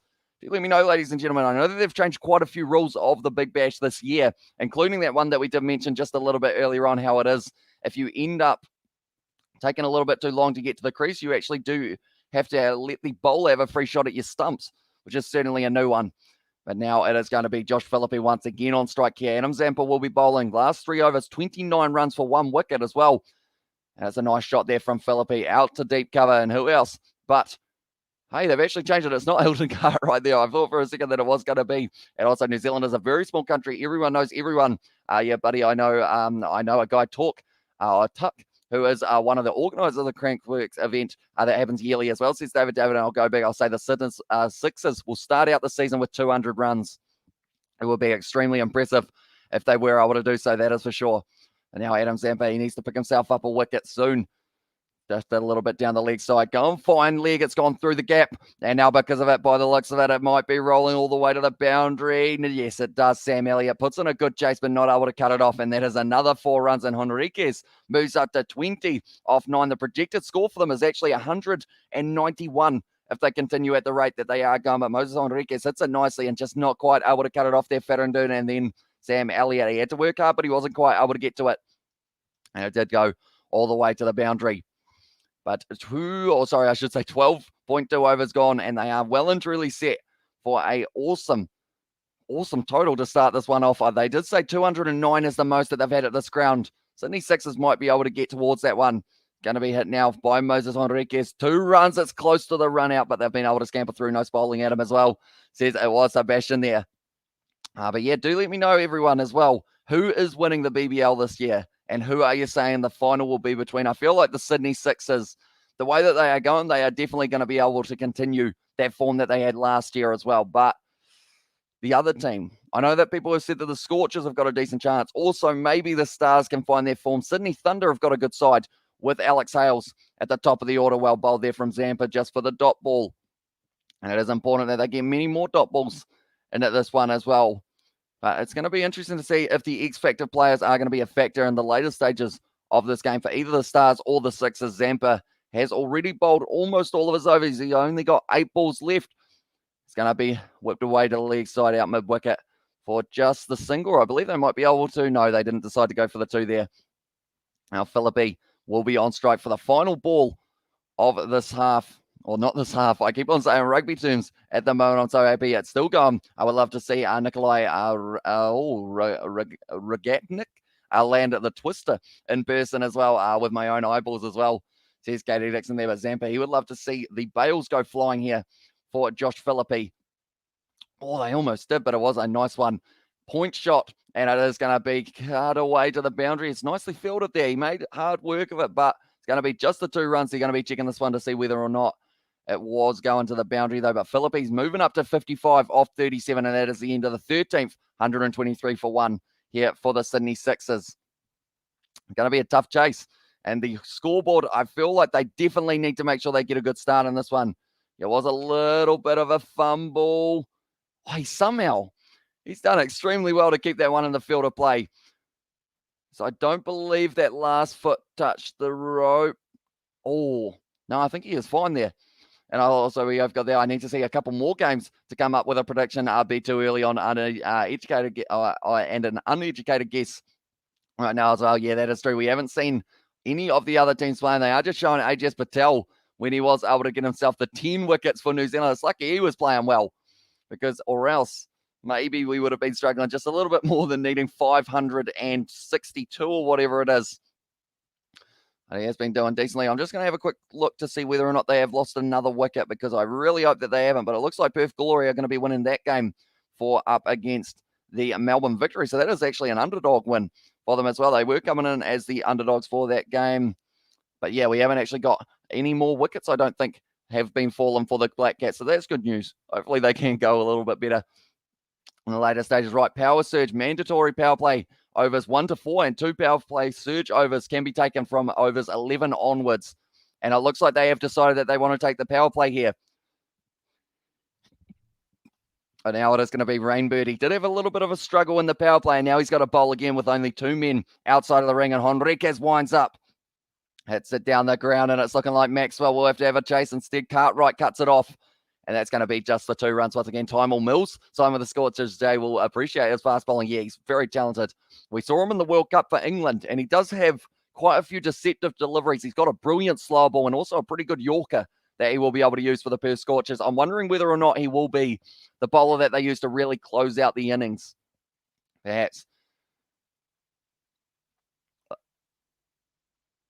But they are just showing there the Virat Kohli wicket in the end. That was a little bit controversial. I think people are saying it's a Yorker bolt, and Henriquez once again just going to be hitting it out, cover way for the single. But Philippe, he's already had 1 power play to face, so now it's going to be interesting to see whether or not he can find his momentum once again and try and go for the big shot in the later stages. But they're just showing Ajaz Patel his bowling was very good. The fact that he was able to take all 10 wickets doesn't happen too often, I wouldn't think. So it is pretty awesome that he was able to do so. But hopefully the Black Cats can put up a decent fight in the later stages. Was just finding all the right lines. Oh, it's a scoop shot from Philippe over the top. And now it is going to be the 4 runs for the Sydney Sixers once again. G'day, everyone. Good to see the gentleman's game is starting enough of the rugby as well, says Espock. Although we have got the rugby coming just a little bit later on tonight with Leicester versus the Harlequins. That's going to be a very exciting game. And it's a high run rate, Hamish, as well. There's David. It is indeed. They're still going very quick, 130 runs. And they've got the power play. They have got the next 9 balls where they will have only 2 men outside of the ring for the Melbourne Stars. So they are going to be able to try and make the most of it here and really get going. Been watching since about 2016, glued to every freestyle mountain bike competition I can find. I discovered some fantastic athletes as well. There's Katie Dixon. Oh, it's on the stumps. It doesn't matter, though. Josh Philippe has hit that one all the way. And it's on the roof. He's done it again. Josh Philippe, he loves putting it on the roof of the SCG, and he's got the big smile on his face. The last time he did it, I believe, was BBL 9. Getting off to a great start here for Josh Philippe. Has been able to do it for BBL 10 as well. Actually, we're up to 11. What a shot that is from Josh Philippe. Philippe just went bang, Rainbird under pressure. And we have got the I'll take more notice now as well. Says David.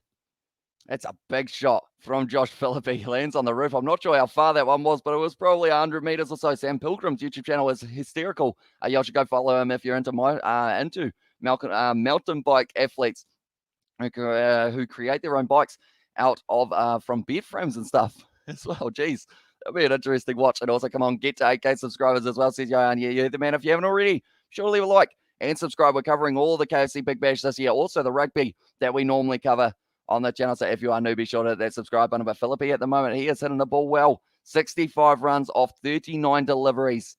And they are now having a bit of a field reset. They need to try and slow him down. If they don't get him out, he is going to possibly be able to go on and get the 100. And the Sydney Sixers will be able to move on to 200. But he does only need 35 more runs. The partnership up to 46 off 25 deliveries. Henriquez has been striking it very nicely as well.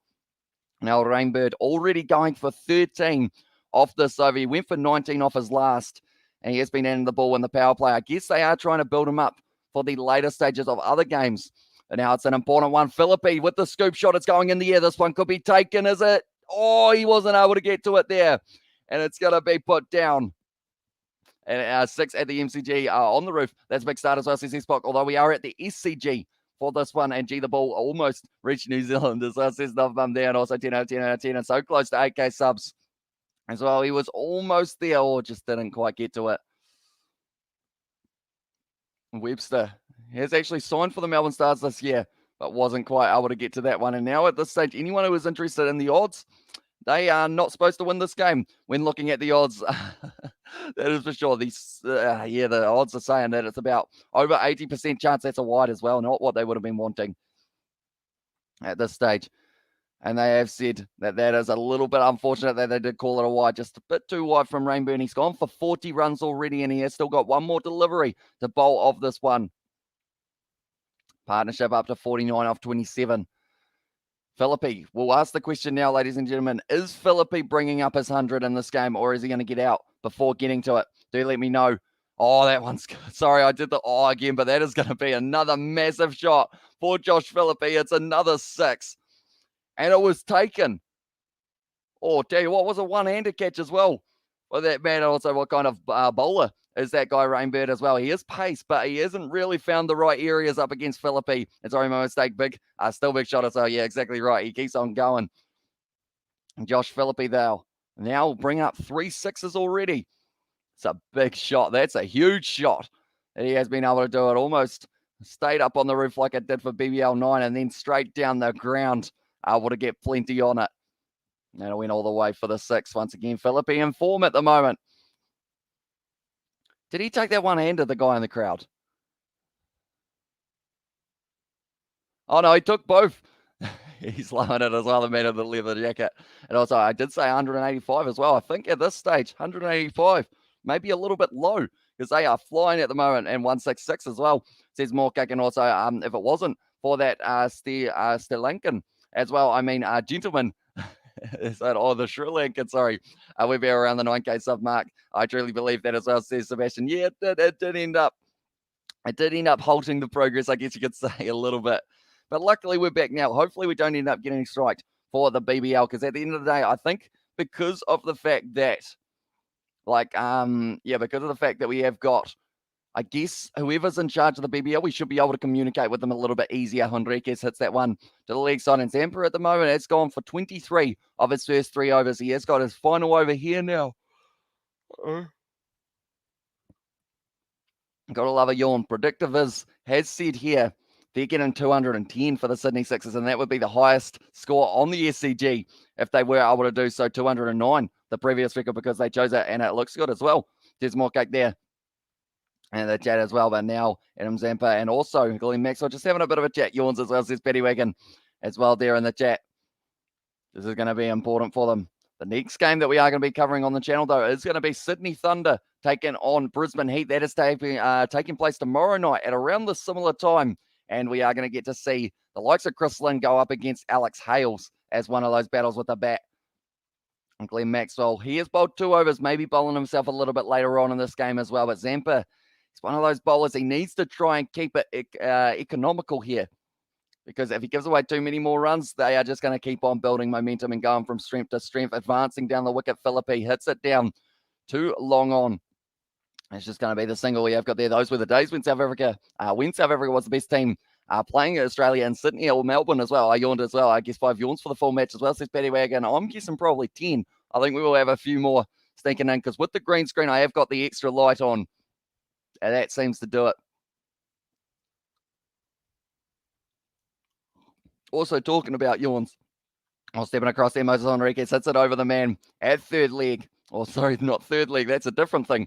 Third man, I should say. But it was actually fine leg, and yawns were timed out for 300 seconds as well. There says Sebastian Medeiros. The 4 runs for Moses Henriquez. Zampa just not quite getting it right. And then a nice little paddle over the top. There's no yawning as well. We keep on mentioning yawning, and it keeps on happening. Fine leg was up, and it was able to get those runs, because this is the second over of the power play that they have got themselves. So still only 2 men allowed outside of the circle for the next little while. Hey, Kiwi lads, and Katie Dixon, how are you guys doing today as well? So Strength's doing very well, thank you, mate. We have got rugby a little bit later on, which is to make me very excited. Harlequins versus Leicester, battle almost at the top of the table. And Zampa bowls it nicely, and it is going to be a dot ball. One of the first dot balls in a wee while there for the Melbourne Stars. Henriquez was giving himself plenty of room, ended up giving himself just a bit too much, so stepping way across to the leg side. And Zampa at the moment, he looks like he's got a bit of a smile on his face. Not too sure what happened there, but maybe he knows what is going to be coming. He has bowled it, and it is going to be hit down once again to mid-off, which is Adam Zampa. Oh, sorry, that's him bowling. It's Melbourne Stars captain Glenn Maxwell. We have got there. What type of computer are you using for this live streams?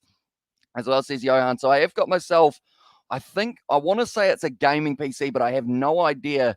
I don't think it's a branded one. It's kind of like a made up one that I got. I bought it as a made up PC from a website that I can't even remember which one it was, although it wasn't like a website that normally make computers. It's just another website. It was Mighty Ape here in New Zealand. I did end up buying it as well, and Horizon Zero Yawn as well. And that one's going to be a nice cut shot there from Philippe through the gap. 4 more runs for Philippe, and now 78 for him, and that's the end of the over. Zampa bowling out 34 for none. That is not what we're used to seeing for Adam Zampa, and 156 for 1 for the Sixers, doing nicely. I'm okay, just still watching the rugby highlights as well, says Drunks there in the chat. And surely 200 runs, it's getting closer and closer now. And yeah, the predictor had it that they were going to be able to get themselves 210 perhaps, which would be an all-time high at the SCG. And what a way to start the Big Bash if it is going to be the case. They're just showing Philippe's shots. He was all over the crease, just stepping to the sides, and then he was almost taken there by Bo Webster, who wasn't quite able to get there. And they well and truly had to pay for it, because he just did a 6 pretty much off the very next ball, and the man was able to take the catch in the crowd. Moses Henriquez, though, also able to keep the strike rate going. He was able to get himself up to 32 off 18 deliveries. And I hope Philippe gets 100 as well, says Paddy Wagon. I feel like he's got a decent chance at this stage. 78 runs he's on. I don't believe he's had 100, has he? I think he has been just short a couple of times, Josh Philippe. So this would be a perfect opportunity. I think he's had 95 out. If I'm not wrong, I believe it was at the start. So, yeah, I'm kind of hoping he can put it right through. And Hamish, you must take over for current New Zealand commentators. They're getting old. You are the new generation. Someone who really knows sport as well, says Spock. Appreciate that, mate. Although my cricketing at this stage. I haven't really done too many cricket live streams. It's a nice shot from Henriquez down the ground for the single. Straight to the captain once again. But Couch is going to be bowling. He went for 15 off his first over. He really needs some dot balls at the moment. Glenn Maxwell as the captain. He's probably telling the bowlers, please just don't get a whole heap of runs scored against you, because we're already going to need to hit the ball very, very hard to try and chase this one down. Well, they are just showing there the 10 wickets of Ajaz Patel. That was a brilliant spin and delivery that he was able to get to go right round. But 10 wickets, he got every single wicket there for the Black Caps in that first innings. Which is just absolutely phenomenal from him, and he's very lucky that he was in the team. Interesting, you're not doing the test match, but to do, or you're not doing the test match, but to do in the Big Bash as well, says Simon News. Yeah, I decided instead of the New Zealand versus India one, because it is such a long format, I might be doing maybe one session a day of the Ashes when it does come up, but I decided the Big Bash T20 cricket, it's just a very fast-paced game, and we do only have kind of like that 3 hours and a bit that it will be taking place alongside all the other rugby live streams that we have got as well. We always got there, Hamish, take over to the place of Justin Marshall and the New Zealand commentators as well. Although I know that a lot of people, it's weird. Some people love Justin Marshall. Some people hate Justin Marshall. It seems to be there's no in between. You either love him or hate him as well. So I feel like we're probably the same. Some people like us. Some people absolutely despise us probably. That's a good Yorker. Once again, hit off middle stump. Philippe hits it out to deep mid-wicket, and it is going to be the single for the Sixers. They're sitting comfortably at the moment. They've still got time. 15.3 overs gone at the moment here. And they are just continuing to go. The boundaries are flowing for them. Philippe at this stage has hit 11 boundaries, 8 fours, 3 sixes, and I don't think he's done yet. The strike rate of 184. James Vince, he got 44 of 29. He was able to keep his strike rate at 151. And then Moses Henriquez at the moment striking at 175. Oh, he's just nailed that shot as well. Henriquez with the scoop shot. And that looks like it might just pull up short. Nicely done by the Melbourne Stars. I do keep on going, oh, I've noticed, and it is annoying me now. I feel like that's just my reaction to go, oh, what is going on there? But now, at this stage, 200 is probably minimum for the Sixers here if they do consider the way that they've started. But that's the thing. The Stars, their batting lineup is going to have a phenomenal day. Peter Neville will be opening the batsman alongside Joe Clark, who does actually strike it at 150, and that's very impressive. But it's just one of those situations that 150 would actually be the lowest strike rate out of any of the Sydney Sixers players so far. Oh, shot down the ground. I did the again, but it is going to be straight down through the middle of the fielders, and that is going to be 4 runs to Henriquez. He's striking the ball extremely nicely as well, moving up to 31 off 21. I agree, Box. He is the best rugby commentator with Rugby Guru as well. Says Drunks there, but that was a brilliant shot. Kept it low. Almost nailed the shin there of the bowler Couch, and it wouldn't have felt too good if it did happen. I see the KFC Colonel in the background, and now I want KFC, but it is currently 10:45 p.m. here in New Zealand, so there's no chance of me being able to go and get some. Now Moses Henriquez, 39 off 21 here. He is going to be requiring. That's a nice shot down the ground. Once again, did he break his bat though? I think he was signaling that to the side. I feel like I should try and do something because it is the KFC Big Bash. We need to find a way of having it that George gets involved in the KFC. Maybe we do like a KFC fund on these ones.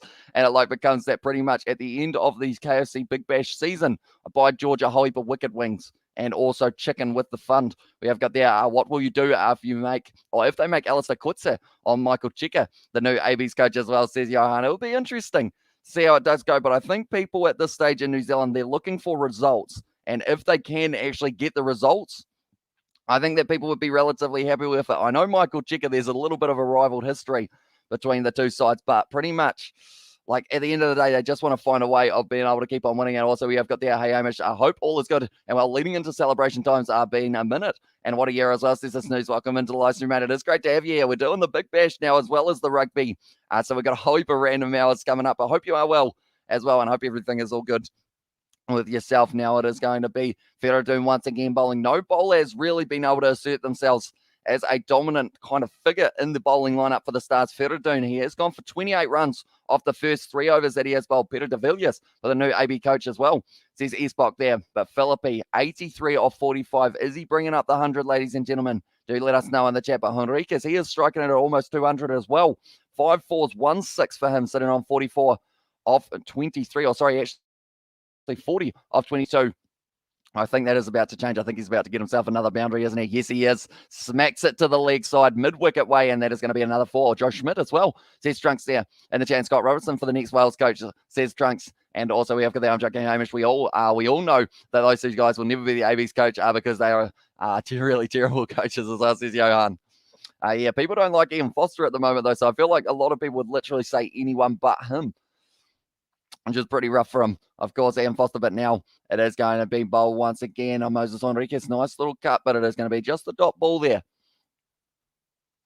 And Adam Zampa fields it nicely. He will be a little bit disappointed with his performance with the ball in hand, but no one other than just the one run for it was Glenn Maxwell has really, the one wicket has really been able to do anything in terms of slowing down that run rate.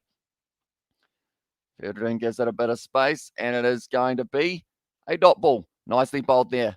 And we also got the All Blacks. Steph is the weakest it's ever been as well, says Trunks there. Nervous 90s as well, says S-Box. He's getting very close. 83 at the moment for him. Moses Enriquez swings. He gets the edge. Oh, it's gone through the field as well. That is not what the Melbourne Stars wanted at this stage of the game. They need to try and keep it tight, and that is not tight at all. It's gone through a man at third man, and you can see Glenn Maxwell there. He is a little bit disappointed. He's going to be bowling himself very soon, I would think. It was just cut. A little bit of an edge, and unfortunately just went straight through the field, and it was actually that man who's been struggling with the ball in hand as well, and his name is Sam Rainbird. He's not looking too happy at the moment. Moses Enriquez, 48 from 26. He's just kept on going, and this is going to be brilliant for the net run rate of the Sydney Sixers if they can get this job done. Oh no. Did they just drop him? Moses Enriquez, not too sure whether or not that was an edge, but if it was, that's another blown opportunity. That is 3 drop catches so far, if it was, for the Sydney Sixers. No, not Joe Schmidt as well. He will make the All Blacks only play with their forwards as well. That's a good shot from Moses Enriquez out to deep mid-wicket. Just for the single once again, though. And singles at this stage, they will be taking them. 9 runs off the over from Ferradoon, not too bad.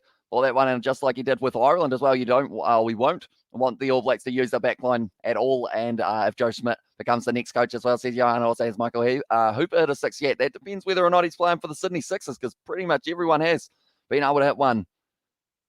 Was that a catch opportunity? I feel like they will have Snicko here.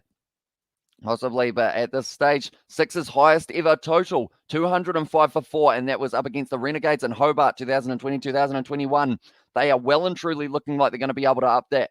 And also we have got there, he is not the big sport as well, says Trunks there, and also Hamish, do you know that 87 is the bad number for Aussies as well? The referee would stand on one leg with that score as well there, says S-Bock, and also we have got there, that is unfortunate, that is very unfortunate. It's a big sport, but the projected scores at the moment, if they continue at 10 and over, they're getting 208. If they go at even more, they're getting around that 215 mark. The highest score at the SCG is 209. And the highest score for the Sixers is 205. So they might actually be able to do 2 birds with 1 stone there. That's an interesting one, because it does mean that they weren't actually able to get their own highest score. New Zealand just lost another wicket, and Ashwin was able to get it caught by Yadav, and it was Will Young who went out 20 off 41. So not ideal for the Black Caps at the moment. That is for sure. Sam Elliott gets another bowl. That's straight down the ground. Brilliantly struck by Moses Enriquez. Hits the side screen. And that is his 50 now. 55 off 29. Brilliant innings from Moses Enriquez. He's trying to catch up with Josh Philippe at the moment, and he might be able to do it the way he is striking the ball. We have it's got there. One was called Nelson as well. Umpire would again bounce on one leg. Justin Joy Chicago being the dad of New York after the balls went on the slap up of the East Coast as well, says Big Ass Boy. And does India also have their own local cricket league? They have got the, I know they've got the IPL, but I believe they have also got one a little bit lower down. But the IPL, they're actually adding a couple new teams to that one. And it's going to be interesting to see who signs for it, because I know that it is pretty much the 2 sides at this stage. You can have yourself, you're allowed to lock in 3 players, including 1 international player. So 2 Indian, 1 international. And the new sides actually get a pick of the bunch that don't get kind of picked up for their first round. A little bit wider. He's going to be hitting it anyway there. It's a shot from Moses Enriquez just for the 1. And Philippe now will get the strike. He will be waiting for it. He hasn't really had too much of it in the last little while. 11th BBL 50 for Moses Enriquez as well. And Johan, for me, the right All Blacks coaching team would be head coach Scott Robertson, assistant coach John Schmidt, and then attack coach Tony Brown as well, and Kings of New York City as well. There says Sebastian, and no, not ideal for the Black Cats indeed. They are just showing one of the highlights of the olden days when they did end up, unfortunately, colliding. Oh, Josh Philippe not able to get that one too clean. Would have been a run out, and Philippe would have been on his way, but instead does get himself a leg bye for his troubles there. They decided to scamper through, and they were able to get it nicely as well. At the moment, it's sitting at a very decent rate for the Sydney Sixers. They are well and truly the favourites to win this game. Who do you support in the Big Bash as well? Says Drunks, and enjoy the slapping as well. Says Katie Dixon with the 10 out of 10 there. At the moment, 190 for 1 off 17.4 overs. But they have got the new rule that I will be mentioning once again. And that is pretty much the factor that if you do end up pretty much not making it to the crease after a wicket in the first 75 seconds. If you're not at the crease, that's a brilliant shot out through cover once again for Moses Henriquez. But yeah, if you don't make it to the crease in 75 seconds, they actually have it that the bowler is allowed a free shot at the stumps. If he hits the stumps, you are out and you are not able to return for your side as well. A new rule that they've incorporated into the Big Bash to try and keep the game sped up and keep it kind of flowing at a frantic rate. We have got there, I agree about Scott Robertson, but I don't think Foster Foster was not a terrible assistant coach. So I would shift him to assistant coach as well. And we always got there, Rajat in the chat. Welcome into the live stream, mate. It is going to be now 2 for the Sydney Sixers scampering through. They make it easy, though. Sam Elliott at the moment. It's going to be tough for him. He's sitting currently 29 runs off his first 2.5 overs, which actually is probably one of the lowest economy rates from the bowlers. It is Sam Elliott sitting at a 9.67. Also, just a little bit below him was actually it was Feradoon, who was at 9.25. Adam Zampa going at 8.5, which is actually pretty high for Adam Zampa, and then 8.5 for Glenn Maxwell, who has just bowled the 2 overs and also was able to get that breakthrough wicket that they definitely required at the time, but they needed to back it up with a couple more at the same time. We have got there, the ABs are going to be struggling again next year. They have lost their aura as well. Says Trunks there, and also imagine how the box will play with their backline. Oh, it's just a little wedge from Moses Henriquez, and that will close out the over. 18 overs gone, 192 for 1 at this stage, and you can't even go to the toilet now. You find out you're next to the crease and you have to sprint with your dick out as well. Says Sebastian there. Yeah, I feel like that would get you in more trouble, wouldn't it? If Foster was a good assistant coach as well, says Johan there. And also we have got there no one really at the moment. How about you as well? Says David there for who he is going for, and I'm neutral as well, says Trunks. So yeah, it does mean that we are going to have some exciting games of cricket coming up in the Big Bash. So anyone who is new, be sure to leave a like and subscribe. What we will be doing at halftime is halftime / innings changeover. We will be looking at the poll and seeing exactly who you guys think is going to be winning this one. I assume more than likely the Sydney Sixers are going to have a lot of those votes, but it's looking like a very nice batting surface at the SCG. They're giving Rainbird another. I possibly wouldn't have in this situation. It seems like Maxwell might not be bowling himself, protecting the figures here for Big Maxi, but now Philippe still sitting on 83 off 46, hasn't really had much of the strike, but this over might be all he needs to make his way to the 100 here. His best is 95. Philippe hits it hard, strikes it nicely, he's out. Philippe's gone, and it was taken by Hilton Cartwright. That was a bit anticlimactic, wasn't it? But Josh Philippe, he's going to be on his way, 83 off 46. And it was very nicely done by Philippe, though. Even though he is out now, 83 runs for him off 47 balls, 8 fours, 3 sixes, strike rate of 176. He'll be slightly disappointed that he wasn't able to carry over to the 100, but still a very good innings from that man, Josh Philippe, to get his BBL 11 underway, and no, says Paddy Wagon as well. He was okay as well, says Trunks. He did have 77 minutes.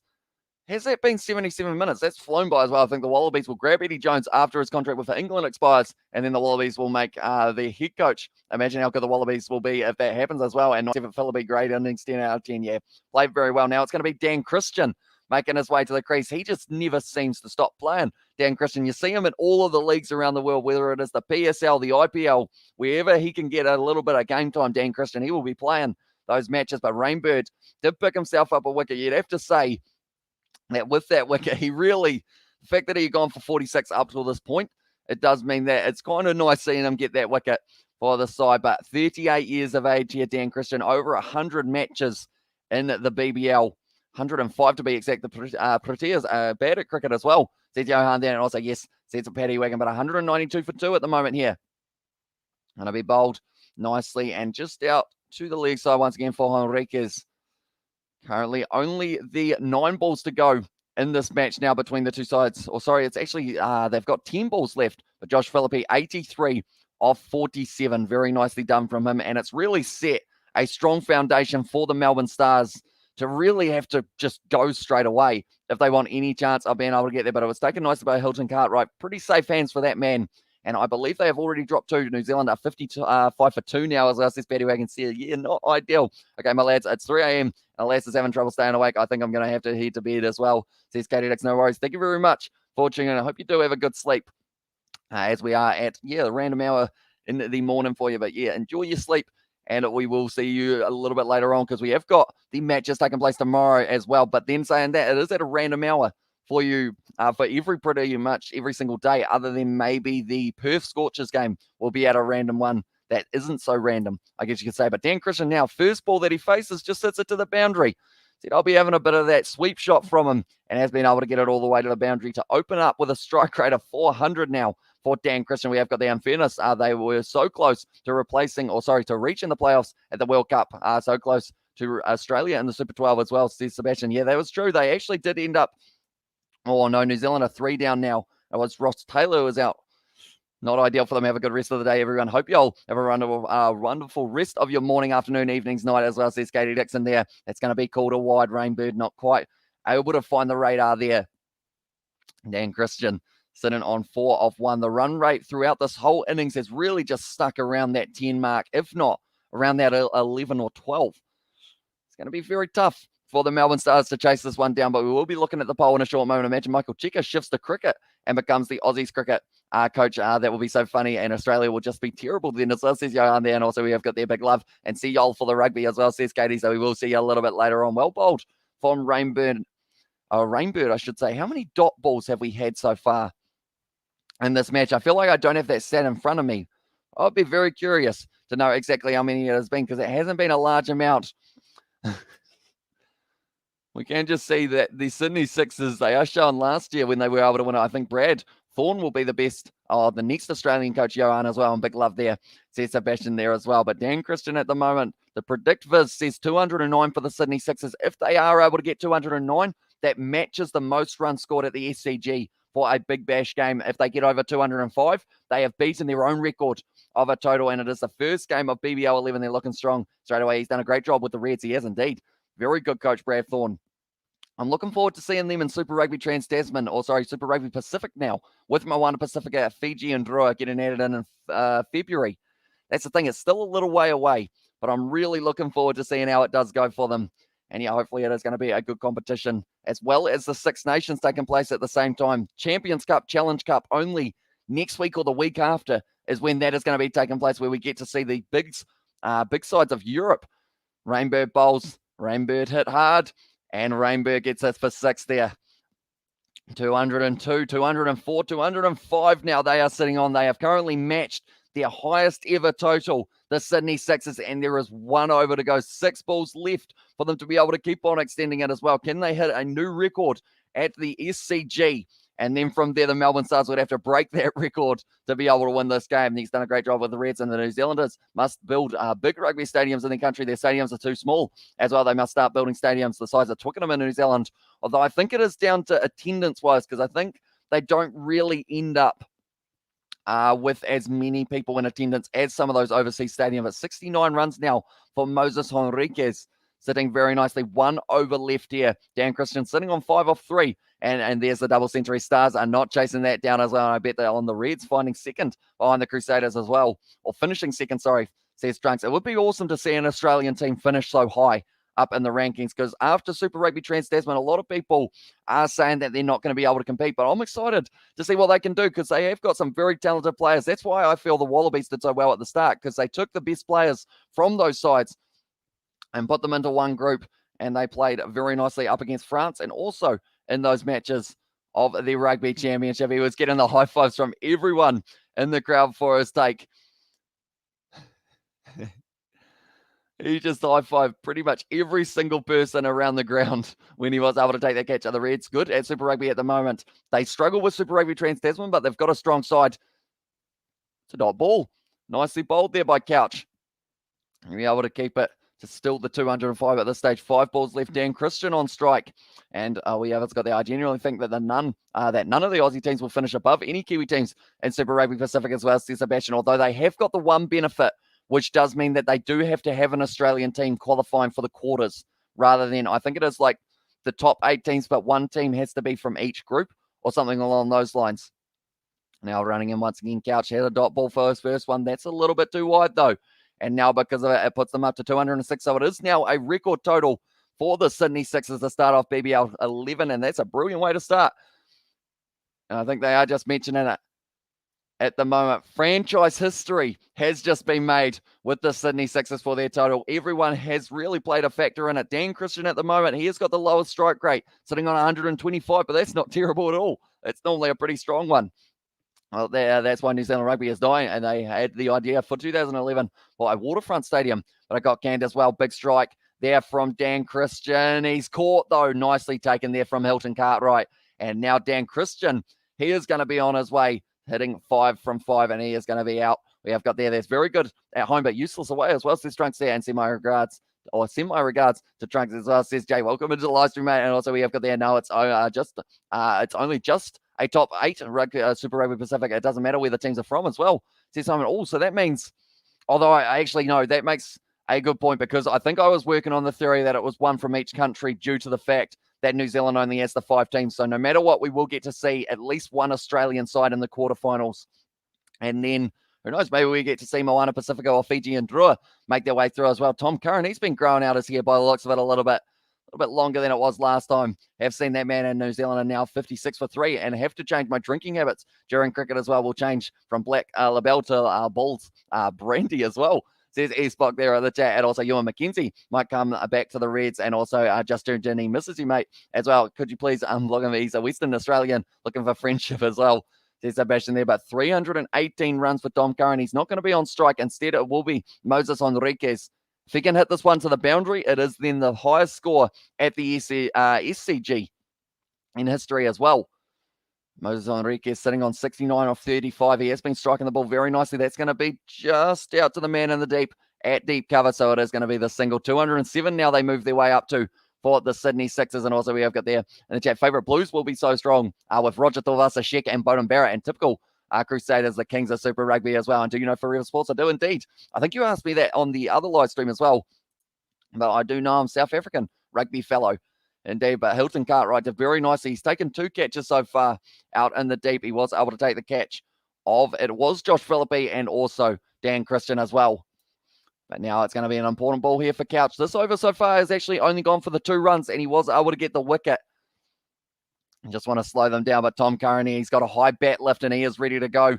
Ball is there. He hasn't quite been able to strike it nicely. It's gone up in the air, and it's going to be taken. Tom Curry out. Curran, I should say. I said Tom Curry there. Oh, yeah, it's got there. That's a hard name as well. Says Sebastian, it is indeed. I'm not even going to try and read that one out, but that one, Tom Curran, he is gone out. It was the slow ball. Well bowled by Couch. He's actually picked himself up the 2 wickets now. And taken nicely in the deep by Larkin. And Mr. Squiggle in the chat, as well, says Jay there as well. I actually ate, do you guys know the biscuit Squiggles? It's the Griffin's one here in New Zealand. I ate quite a few of them yesterday. Seemed like a good idea at the time, and they are quite nice, but he is up for a golden duck there, Tom Curran. And also we have got the from Paddy Wagon as well. Still 2 balls left. They need 2 runs to be able to match it, and 1 more extra run on top of that. 210 would give them a new high score at the SCG. Can they do it? I feel like the way that they've batted, they deserve to be able to get it over the line there for them. But the Melbourne Stars, I'm actually looking at the odds as well at the same time. It's actually only $6.50 for Melbourne Stars to win this game. They're not completely out of it yet, according to the odds. So it will be interesting. Maybe it's just that good of a batting surface that the Melbourne Stars could be able to chase down relatively close as well. And also LMAO in the chat from David there. Jordan Selke's not going to be on strike. Instead, it will be Henriquez. 2 wickets so far for Couch in this final over of the game. And now it is going to be bowled once again. Moses Henriquez strikes it down the ground. It's straight. And it is going to be just for the single now. Jordan Silk on strike. 1 run would match it. Oh, they snuck through for 2. So they're matching it at the moment. If they get a single off this ball, they will get a new high at the SCG for the BBL. Couchy just needs to make sure that he doesn't give away a boundary here. Tom Curran out for a duck. Come on, mate, says Sebastian. Tell you what, I keep on saying Tom Curry. He's been playing for Sale Sharks recently, of course, and Mr. Squiggle Spam as well.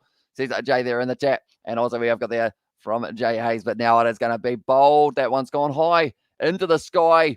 It's going to be going for 4. And now 213 for the Sydney Sixers. 76 runs off 38 deliveries for Moses Enriquez, striking at a 200 strike rate.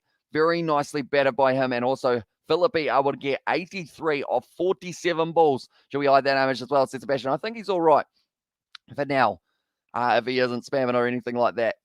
But yeah, this stage, it's going to be interesting to see the second innings. They say that the Melbourne Stars, like I mentioned, only $6.50 underdogs here for this matchup. And we have got there, can someone Google Translate him? I'm curious as well, says Jay. I'm not too sure how to write that into Google Translate, unfortunately, for myself. But Melbourne Stars, they actually chose to bowl first. Wondering whether or not they will be regretting that. But pretty much everyone for the Sydney Sixers were doing very decently. Other than, of course, Tom Curran, unfortunately, going out for the Golden Duck. But that normally fires up a bowler. And it means that it could end up in the situation of maybe him getting himself 3 or 4 wickets. We'll have to wait and see. But the countdown to the Ashes, it is happening in 2 days, 12 hours, 54 minutes, and 25 seconds. It's getting closer and closer, ladies and gentlemen. So I'm hoping it will be going all right there as well. The big break is the call there. Well, it's not the call. It is just what they showed on the screen. But do let me know, ladies and gentlemen. I feel like it's pretty self-explanatory at this stage and pretty one-sided. But is it going to be a win for the Melbourne Stars? Are they going to chase down this huge total that has just been set on the board? We are going to be quickly checking to see how many likes we are sitting on for this live stream as well. But I do appreciate every single one of you for being here for this live stream. We are going to be doing every game of the Big Bash. Google Translate translated it to haha as well. There's Ali Hills there. And speaking Thai, I think, as well.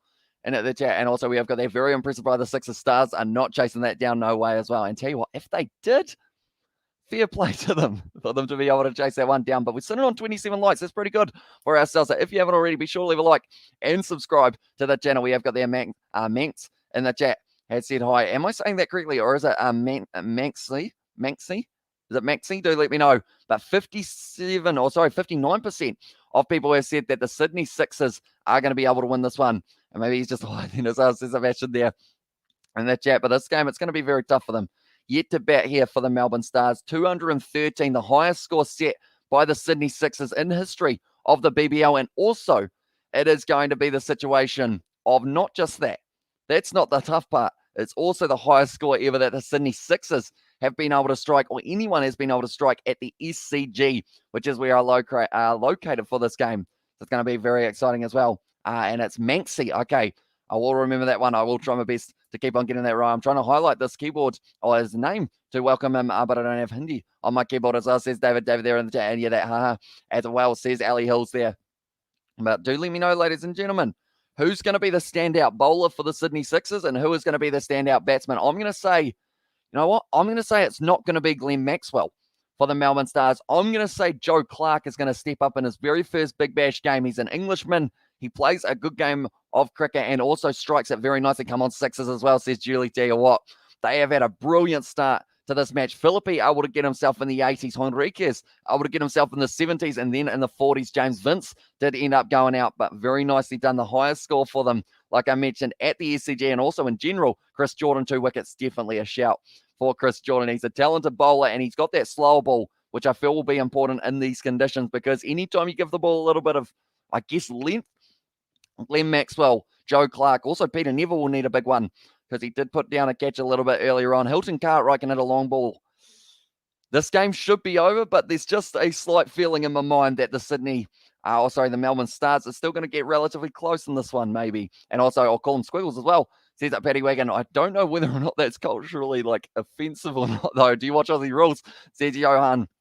I do watch a little bit of it. I haven't been able to watch a huge amount of it recently, but I do watch it when I can, and also the NRL as well. We do watch a little bit of that when I do get my little bit of spare time. But we will be doing a Cricket 22 career mode very soon now that I have downloaded the game. And I'm not sure whether or not that will be on this channel or the gaming channel. So be sure to check out both. Also, the pinned comment.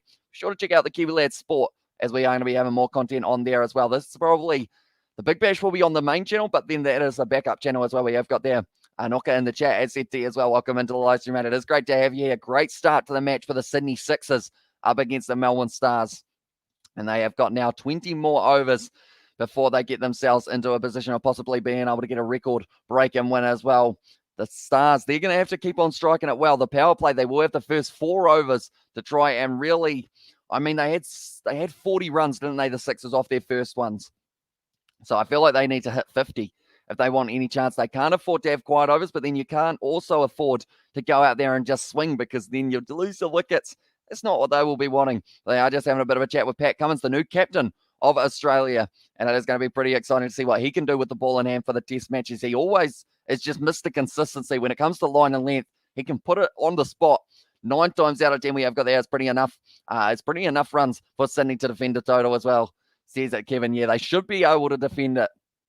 Because at the end of the day, Melbourne Stars, to be able to chase it down, they need about 2 or 3 batsmen to strike at more than 200 probably. If not, maybe around that 180 minimum. Because we did see, I mean, Moses Enriquez striking at 200, able to get himself 76 runs off 38 deliveries. 8 4s, 3 6s. He actually hit the same amount as Josh Philippe for both boundaries, and he was striking at 176. 83 off 47 before getting out to Sam Rainbird. We have got the New Zealand versus USA in American football, although it did just disappear. USA won with the reverse score amount that the All Blacks won against the USA this year as well. And I think Melbourne will get about 160-170 as well for Manxie, isn't it? Manxie. I will try and best to remember that. Just watched the last Conjuring, or the latest Conjuring movie as well. I'm most probably having nightmares tonight. That's the thing. I'm not great with horror movies, and I feel like it's because I'm too easy to like jump scare. Like you guys have seen it on like GTA and whatnot. Even when I'm like, well, I mean, my Xbox blew up, that made me jump, but that was probably slightly more fair enough than some of the other ones. But we're going to be playing Dead by Daylight, and I can tell already that game with the 4 of us is going to be hectic. I think Melbourne will get 200 as well. There's Trunks there. So backing them to be able to get relatively close in this game because that's the thing. I think it's either going to be they'll get a lot or they won't get many at all. I feel like there's the potential that they could either get bowled out for like 140 or get around that 200 perhaps. Just because they will just have to keep on going and try and find their form nice and early. But anyone who is wondering about the games that are coming up for the BBL, there are pretty much games every single night that we have got coming up in the week. I will let you guys know them right now. I had to turn up my brightness on my phone. It was a little bit low due to the fact that we are sitting at 11:12 p.m. here in New Zealand. We will be covering the game of rugby a little bit later on tonight. Leicester taking on the Harlequins. That should be an absolutely cracking game of rugby, and it should be a very exciting one. 1 versus 3 on the table. Saracens losing their game yesterday up against the Exeter Chiefs. So the next game that we are covering, it is the Thunder taking on the Heat. That game is kicking off, or starting, I should say, at 9:15 p.m. And that is going to be the one that we are covering next. Then the next game after that, it is going to be Renegades versus the Strikers. That is taking place on Tuesday, 9:15. Hurricanes versus Sixers, followed by Scorchers versus Heat is what's taking place on Wednesday. So Wednesday's a big day for us. And then also on Saturday, we have got the double headers that we will be doing, the Sixers versus the Hurricanes, Scorchers versus Strikers. But yeah, pretty much every single day has cricket during the night, which is absolutely awesome for us. And they're not at terrible hours of the morning for us here in New Zealand as well. And do you play the horror game, Granny, before play that? That's funny as well, says Johan. I haven't. Is it on console? Sebastian, do let me know. And Cat's button activated as well. And a bit ABs. And also we've got there such bitty ABs de Villiers, or such a pity ABs de Villiers called it a day. Yeah, I did see he retired. Absolutely incredible player, and it is a shame as well. You are doing a superb job. Love from India as well, says Anoka. Thank you very much, mate. Hugely appreciated you being here for this one. We are going to be covering all of the KFC Big Bash. So if you are new to the channel, be sure to leave a like and subscribe. It is hugely appreciated. We are working our way towards that 8,000 subscribers. We are only 33 away at the moment. We're sitting on 7,967. And also we have got there, is there a movie in rugby called Double Round? If there is, I have not watched it. I haven't actually... Now I think about it, I don't think I've watched any rugby movies. Other than, I've watched Foot Rot Flats, but I don't think that could be considered as a rugby movie, really. Like, in terms of, like, I know that there's the one about South Africa, isn't there, for the 1995 World Cup, but I haven't actually watched it yet. But yeah, maybe I will have to have a look at it. It's got Matt Damon in it, doesn't it? The Countdown to the Ashes, 2 days, 12 hours, 46 minutes. We're going to be doing, is there a move in rugby called Double Round? I know that there's a few set plays that some of these backlines will be using. And I think that game between Leicester and Harlequins, we're going to get to see a lot of playmakers really coming into their own for that game. You've got like Marcus Smith starting at 10, I feel like could be the game changer for the Harlequins. Alex Dombrand in the 4-pack as well. And also have you watched Jaws as well, says Kevin. I have not. Haven't actually watched Jaws either. I've watched, what's the other one that I have watched? I'm trying to remember what it was. What is it? That movie that I watched? Cabin in the Woods. I actually ended up watching Cabin in the Woods thinking it was a comedy. It was not a comedy. It was far from it. Kiwi lads, by the way, I translate my message from the web message. It says call to get the report of that as well, says Trunk. So that's interesting there. And also be sure to like and subscribe to the channel. Much appreciated, everyone. And I have a feeling you might get some phone calls to fix your Xbox as well. Will only cost you a few Google Play cards as well, says Jay. That's ideal. You know, a few Google Play cards for the transition to the Xbox. Luckily, though, Isaac did bring my Xbox back home with him when he was coming back down from Christchurch. He's gone back up there now, so he will be back around Christmas or somewhere around there. But now we are getting closer and closer to the second innings of this match, getting back underway. My voice is struggling. I feel like I'm still in rugby mode in terms of how quickly I'm talking. So I will have to try and slow it down a little bit, but I'm too excited for the fact that we've got the first match of the KFC Big Bash. Like I mentioned earlier on, I've been waiting for 6 months for this competition to get started. Yeah, there is a movie on the box called Invictus. That is the name of it. I have that movie. Matt Damon and Morgan Freeman is playing in that film as well. Now, after this little ad break with our Stars, they are going to need 10.7 runs per over, and they are going to be requiring 214 runs here to be able to win this game. Also, check out the Kiwi Lad Sport and the gaming channel, says Sebastian. Tell you what, moderator of the year right there, Sebastian. You're doing well. He's got the links and everything. So pretty much the Kiwi Lad Sport, that is the channel that we cover things that aren't rugby. Normally we would have this on the Kiwi Lad Sport, but instead we decided that we would do it on the main channel, just so that we can keep on interacting with you guys as well. And then the gaming channel, it is going to be firing up very soon as well. Although we have been uploading a little bit more gaming footage on the main channel as well. We've got a Summer Olympics game that will be coming out in the next week or so. And that has got me and myself and George, I should say, and watch The Mist from 2007 and The Hills in the Eyes in 2006. Very scary as well, says Trunks. See, I feel like the thing is, Scary Movie, it's a satire, but I probably still had a couple jump scares in it. So I feel like that probably tells you about how good I am at watching horror movies. Maybe the thing is, I could actually watch a horror movie, have headphones on so you guys can't hear it, and then just show my reaction to what is happening. And you guys would see me jump, probably touch my roof and all sorts. And there's a documentary movie of Richie McCaw. I think the documentary is called Chasing Great as well. An Employee of the Month, says Jay. Definitely Employee of the Month, that is for sure. I have been working extremely hard there, Sebastian. That's the thing. He's been here for so long, Sebastian. You've been here since, Now, this is a quiz for you, Sebastian. When was the first live stream that you did tune in to the Kiwi Lads? Because I know it was quite a few months ago, but what month was it? Can you remember the exact first live stream that you did come on the channel? Chasing the Sun is good too. It's about the Springboks as well, says Trunks there. I feel like I want to watch a few more, because that was quite recent, wasn't it, Chasing the Sun? If I'm not wrong, maybe last year or somewhere around there. Weight of the Nation is good too as well. I need to start watching rugby movies.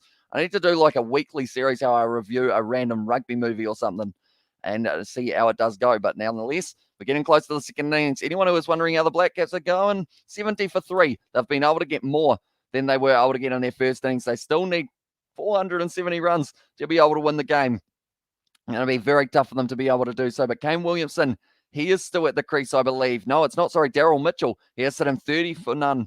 Or City, 30 not out, I should say. And Henry Nichols also there. 5 not out we have got there. Did you watch Jaws, though? That was really not scary. You can see that the shark is a puppet as well. Says that, Johan, I haven't, but maybe I will have to check it out as well. He has since April, member for 4 months as well. Says Sebastian and Chasing the Sun was fantastic. Yeah, guys, all of you should watch it. Only April. I thought it was a little bit before then, but I guess it would have been Super Rugby, wouldn't it? Sebastian, if I'm not wrong there, and the shark is a puppet as well. Says Jay, I feel like everyone's going to go back and watch Jaws, but it's been a pretty awesome few months that you have been here. Oh, sorry, few months. April is 8 months, isn't it? So it's been pretty awesome that you have stuck around, and I'm very much looking forward to seeing the partnership, I guess you could say, in the future, because you have been doing those ones in the Discord that do look absolutely awesome. And, who knows, maybe down the line in the Kiwi Lads Enterprises, we could find yourself a nice little role of some sort. I feel like we should be able to find you a role now, to be honest. We'll try and work out whether or not, if you are up for the job as well, whether or not there is some sort of thing that we can get you signed up for for the Kiwi lads. The operator must have long hands as well, says JA's there. They're just showing a few Premier League goals, or sorry, the A-League actually. It is going on at the moment, I believe. And at the moment in the A-League, no, it has actually finished Perth Glory, able to get themselves a win as well. And at least we're getting ready for the second innings of this match. Do let me know, ladies and gentlemen, who's going to be the top run scorer for the Melbourne Stars in this fixture at the SCG. They need to chase down 213. That's not a low total at all, but this man at the crease, he is certainly a man who can hit a long ball, and it is going to be Joe Clark. Now, if you haven't seen him bat, I'm hoping I don't jinx him, but he's a very talented man as well. Yet the technology was terrible in the 1970s. They don't use computer effects for the shark. The shark was a puppet as well, says Johan. Was it like a big, actual, massive puppet, or was it like a small puppet that they zoomed in on to try and make it look bigger? I'll do anything, Hamish, except sexual favors. Actually, it depends on the deal as well, says Sebastian. Yeah, I don't think we will be asking you guys for those anytime soon that I know of. I don't know what George is into. Oh, yeah, I'm talking about George as well, says Johan there. And in the chat as well. But Stephen O'Keefe will be opening the bowling here for the Sydney Sixers to get us underway for the second innings. It's a good delivery as well, but worked away to the leg side for just the single for Joe Clark, getting his BBL underway now. And now also opening the batting, it will be Peter Neville. That's going to be important. Like they are saying there, Stephen O'Keefe, he actually last year said, yep, I'm retiring. This is me done for the BBL. But now he's back out there once again. And are you live stream doing the Leicester Tigers later today? I am indeed, mate. We are going to be doing the Leicester Tigers versus Harlequins game. Should be a very, very exciting one indeed. LSD as well. And it was a massive puppet. Great. Because the shark was supposed to be a great white shark as well. And technology was bad in the 70s, but the LSD was good from what I have heard too as well. Says Jay. But Stephen O'Keefe at the moment only going for the 2 runs of his first 2 deliveries. That's in the air and that's out. Joe Clark is gone. That's how you jinx a man, ladies and gentlemen. I said that he was going to be one to watch out for, and he has just gone back to the changing room. Now the next man, he's got 75 seconds, or else he does end up letting Stephen O'Keefe get a go at his stance, but that is not what they would have been wanting early on. Joe Clark on his way, caught by Hayden Kerr and bowled in the end by Stephen O'Keefe. Brilliant delivery. Just gave himself just a bit too much space there, Joe Clark. Trying to cut over the top, and Stephen O'Keefe has been able to take a very nice wicket as well. He's still looking very young as well, Stephen O'Keefe. And also we have got that, how do you know what technology is like 30 years into the future as well? See, a big spot there. And also we have got that wicket already, 10 out of 10 out of 10. Yeah, it's not looking too good for the Melbourne Stars. They are $10 underdogs at the moment here for this one, but they're having a bit of a chat there with Daniel Hughes. He is on the player mic, and they didn't actually have any chatting in the first innings for the Melbourne Stars. Perhaps they decided that it wasn't the best time to say to them, hey, maybe what are you going to do differently when they are scoring 213 runs as well? And also we have got there, did you see any videos on YouTube where Eddie Jones got angry? He actually tells people, you are really asking me a stupid question as well. Says Johan, I've seen him in a couple interviews, Eddie Jones. He's certainly got a loud personality, I guess you could say. He isn't afraid to say exactly what's on his mind. And Lovelace, are you swoosh or you shush as well? Says Jay there. But now Larkin, he is going to be out at the crease already. Nick Larkin, he wouldn't have been expecting to be there already into the early stages. Oh, it's gone straight through there, Stephen O'Keefe. Josh Philippe not able to take it. That's going to be a couple bites, but tell you what, that was almost another wicket. Going to be fielded there by Hughes. They have been able to run through for the 2 there for Larkin. He wasn't able to get the ball off the bat, but it just missed the off stump there. It was almost another one. 2 in a row almost for Stephen O'Keefe.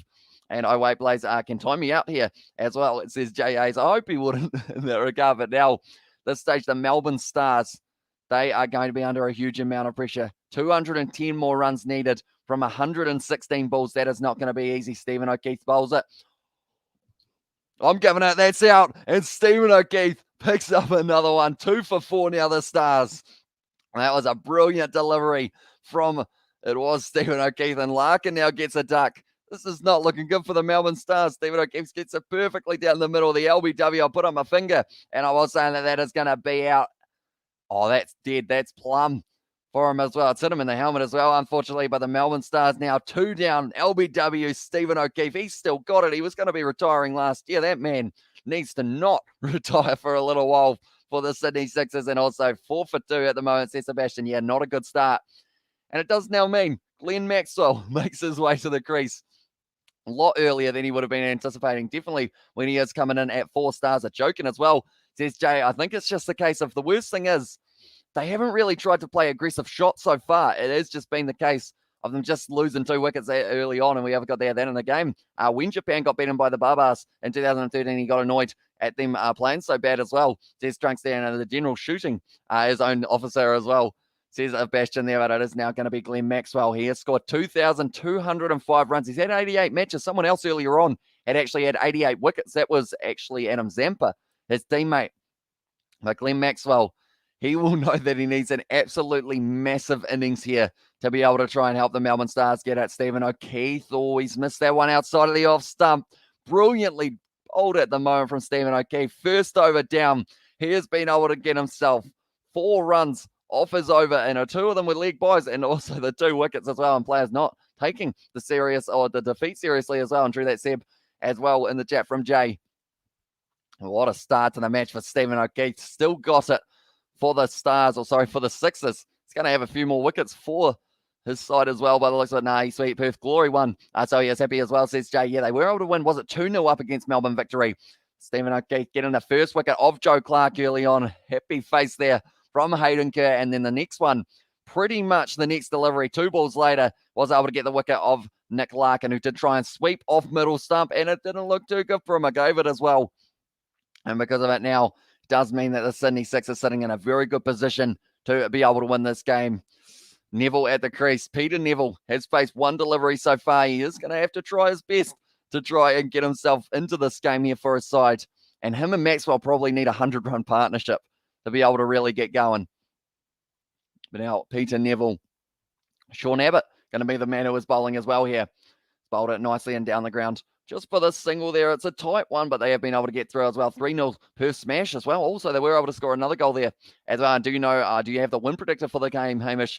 Must be 1% for the Stars. Unfortunately, they don't actually have it for these games. They do have it for the international ones, but I can tell you the TAB odds at the moment, and it is sitting that the Melbourne Stars, they are paying $16, and the Sydney Sixers, you can no longer put money on them. So that tells you how one-sided it is sitting. But yeah, surely it's in like the 99.5, I think they do have. It's going to be Abbott once again bowling nicely. Maxwell just blocks, and at the moment facing 2 deliveries. He has not been able to get himself off the mark just yet. BKR. That was not me yawning at BKR, by the way. That was just me yawning at a terrible time. We have got their BKR spot in 30 years. The will be controlled by the social credit score, and we will be good humanity shows as well. And also we have got the here we go, as says Jay there. Another chat now. It is going to be Sean Abbott once again running in for the Sydney Sixers, already having just the 1 ball. Oh, that was almost a little bit of an LBW shout there for Maxwell as well. But he could also have the potential to take quite a few wickets here for Sean Abbott. My voice is actually disappearing slowly. Sapphire as well, says Jay. And also we have got there in 30 years, I'll be the God Emperor of the Pacific as well, says Mark Morris. What does that entail? I feel like that would be quite a tough job, similar to the Queen, but not really the same as the Queen. I guess you could say you'd be pretty busy, I would think. Congratulations on the Australia Women's Sevens team winning as well. And also congratulations to the men making it through to the final. I feel was a pretty good one for them as well. But in the end, 10 points to 7. It was a close game, all with nice bit of swing there, and it's going through the gap out mid-wicket way. We have also got there, Mark. You will be a princess as well, says Jay there. And it's going to be fielded nicely in the deep for the Sydney Sixers at this stage. Only the 7 runs coming off the first 10 balls. They need 207 off 110 balls. Very tough for them, but Maxwell, he's got a kookaburra in his hand, and when he's got a kookaburra in his hand, it means that more than likely he's going to be using it, and he will be able to put the ball maybe to the boundary a few times. He needs to get a couple 6s at least here, I would think, for Glenn Maxwell. He set that one down the ground. It was almost fielded by Abbott, and it is going to be just the single there for the Sydney Sixers. They're bowling pretty well so far in the early stages of this one, you would say. Going to be hit nicely by Glenn Maxwell down the ground. We have got their Mark Morris. You will make a great Empire as well. Emperor. I assume that is. And I went for the timeout now, but I'll just hide if he spans again as well, says Sebastian there. I feel like that's the thing. We're very nice on this channel in terms of like, even if someone spams, we're like, we'll give you another chance just in case. And I heard Mark is outside sitting on my deck as well, says Jay, or sitting on a deck, I should say. And the chat. Now it is going to be the end of the second over. 2 wickets down, 8 runs they have been able to get, and Abbott only going for the 4 runs off his first over as well. A little bit of a yawn there. We're looking at Glenn Maxwell then till now. And he has been able to, he actually played in the first BBL for the Melbourne Renegades. Then into the second one, he went to the Stars, and he has been there ever since. Glenn Maxwell, he's got the reverse shot that he has got, and it's just dangerous. And maybe they're just showing the Cricket World Cup where they were able to win it. I believe it was Glenn Maxwell with a switch hit that was able to get the job done by Dick as well. Where did that come from, boss, as well? Says Sebastian. I read it slightly wrong, unfortunately for me. Chris Jordan, though, something that he does not read wrong is pitch conditions. He always seems to be able to get himself in a good position to get wickets. It's dangerous, man. 26 matches, 29 wickets here for Chris Jordan, and now they need 206 runs from 108. That's going to be very tough, like I mentioned. We'll have to wait and see how it does go. Nicely bowled by Chris Jordan. No run there for the Melbourne Stars. But like I mentioned, I think they'll either get close to it or not too many and possibly get bowled out. And I feel like at this stage, the bowled out option possibly is looking a little bit more likely. But Glenn Maxwell, can he hit a couple sixes in this one? Do let me know, ladies and gentlemen, how many sixes will we see in the second innings from the Stars? Anyone who does get it right, I'll tell you that you are smart, because I don't know what else I can do. Then I've got a pen, but it's not a shot pen, so I'll just wave it at you and say good job. But now Chris Jordan is going to be whipped off the legs by Glenn Maxwell just for the single to the mid-wicket. It's going to be tough for them. This run rate is just increasing and increasing and increasing. They currently need 11.6 runs per over, and we are still in their power play. And I said that they needed 50 off it, and they have only got themselves the 9 so far, and they did lose the 2 early wickets, one of Joe Clark, and the second of it was also Nick Larkin, who did get LBW'd. Stephen O'Keefe picking up both of those wickets. Very talented man, Stephen O'Keefe. Now does Glenn Maxwell. He is on strike. Just the 1 run coming so far off Chris Jordan's first over that he has been bowling. He's got a great slow ball. How long the Big Bash been going for as well? Says it Trunks. This is actually they've had 11 seasons. This is the BBL 11 now that we are sitting in. So I'm not too sure whether or not, I think they have been yearly. So I think it's been since kind of early 2008 or somewhere around there, I think, or somewhere around there, 2010 maybe. And what are your thoughts on Pollard signing for Leicester Tigers, sorry, George Ford moving to Bath, or Sale Sharks as well? Says Kevin, it's going to be a big signing for them, because Andre Pollard, he does get paid very nicely, Andre, and that is because he's a very talented player. He plays for Montpellier, so they will be a little bit sad that they haven't been able to re-sign him, I should say. Oh, close to the stumps there, but he has done nicely. Neville, keep it out as well. I'd say 3 sixes for the Stars, but it will be pointless anyway as well, says Sebastian there in the chat. I've just had a thought, and I feel like it's one of the stupidest thoughts, or not really stupid, but it's just like, it's not really important, but the Sydney Sixers hit 6 sixes, which I feel like that's fun, isn't it? But a side strain for Marcus Stoinis has actually left him out of this game. He will be a bit disappointed with that. He would have loved to be able to get out there, because he is one of those players that definitely could have probably got himself quite a few runs. That one's going to be a nice shot over cover, and that's going to be the first boundary of the match, and it is scored by Neville. Oh, he hasn't got it to the boundary, though. Brilliantly fielded by Moses Enriquez, and in the end, Peter Neville just receives the 3. Tell you what, he wanted that one to go all the way to the boundary. It's a nice shot, but Moses Enriquez chasing hard. Every run they want to save out. I'd say 3 sixes for the Stars as well there. I think Glenn Maxwell, I want to see him get about 3 by himself here. We'll have to wait and see whether or not that will be the case, though. Well, my voice at the moment is trying to disappear on me, which we don't like too much. We want it to stick around for a bit longer. But Chris Jordan now is going to be bowling his final ball of the over, only going for the 4 runs so far. So every bowler so far for the Sydney Sixers have only gone for the 4 runs. That's not going to go for 4, though. That is going to go for 4. I apologize. And it is going to be 5 wides. Sydney Sixers slapped 6 sixes as well. Sounds like a Kiwi tongue twister as well. Kiwi tongue twister is even a tongue twister. I guess if you use that as well, where a Christian stream, Amish, you can't have 3 consecutive sixes as well. That is true.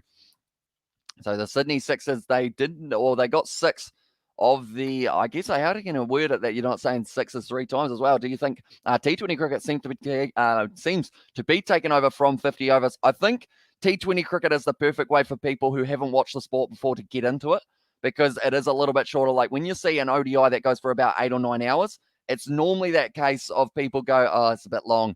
Like a lot of people prefer when they watch like a game of basketball, rugby, something like that, how it's only a few hours.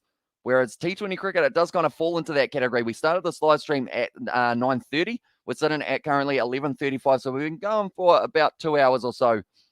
My voice will disappear probably at some stage, but we have also got the match a little bit later on tonight, and that is going to be Leicester taking on the Harlequins. The countdown is on for that game. It's taking place in 4 hours, 25 minutes. That's going to be a very good one, and I am thoroughly looking forward to getting to see that. The game tomorrow that we will be covering on the channel as well will be the Brisbane Heat. They will be taking on the Sydney Thunder, and it is at Manukau Oval that game has taken place. And Glenn Maxwell at the moment, I think he was trying to ask whether or not it was a wide and maybe a free hit involved in that one, was it? But it was just the lead by off the final ball of the over for it was Chris Jordan. So now they're bowling Abbott again. Decided that they will try him out at the Paddington end once again, but 3 overs down, only going at 6 and over here. They need to go at 11.5 if they do want a chance of being able to win this game. They are still going to require 196 runs or so. Going to be very tough for them. That is for sure. But now Sean Abbott, very capable bowler, and Glenn Maxwell still at the crease for now, but for how long for? That's the big question. It's going to be now Sean Abbott running in nicely, and it is going to...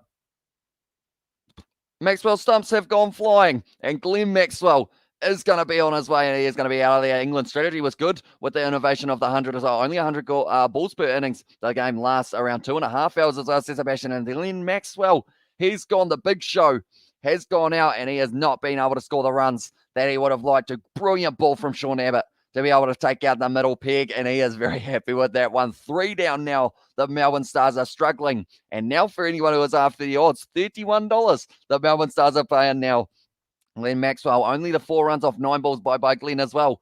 Well, that was like synchronized that you guys both said bye-bye, Glenn, pretty much at the exact same time.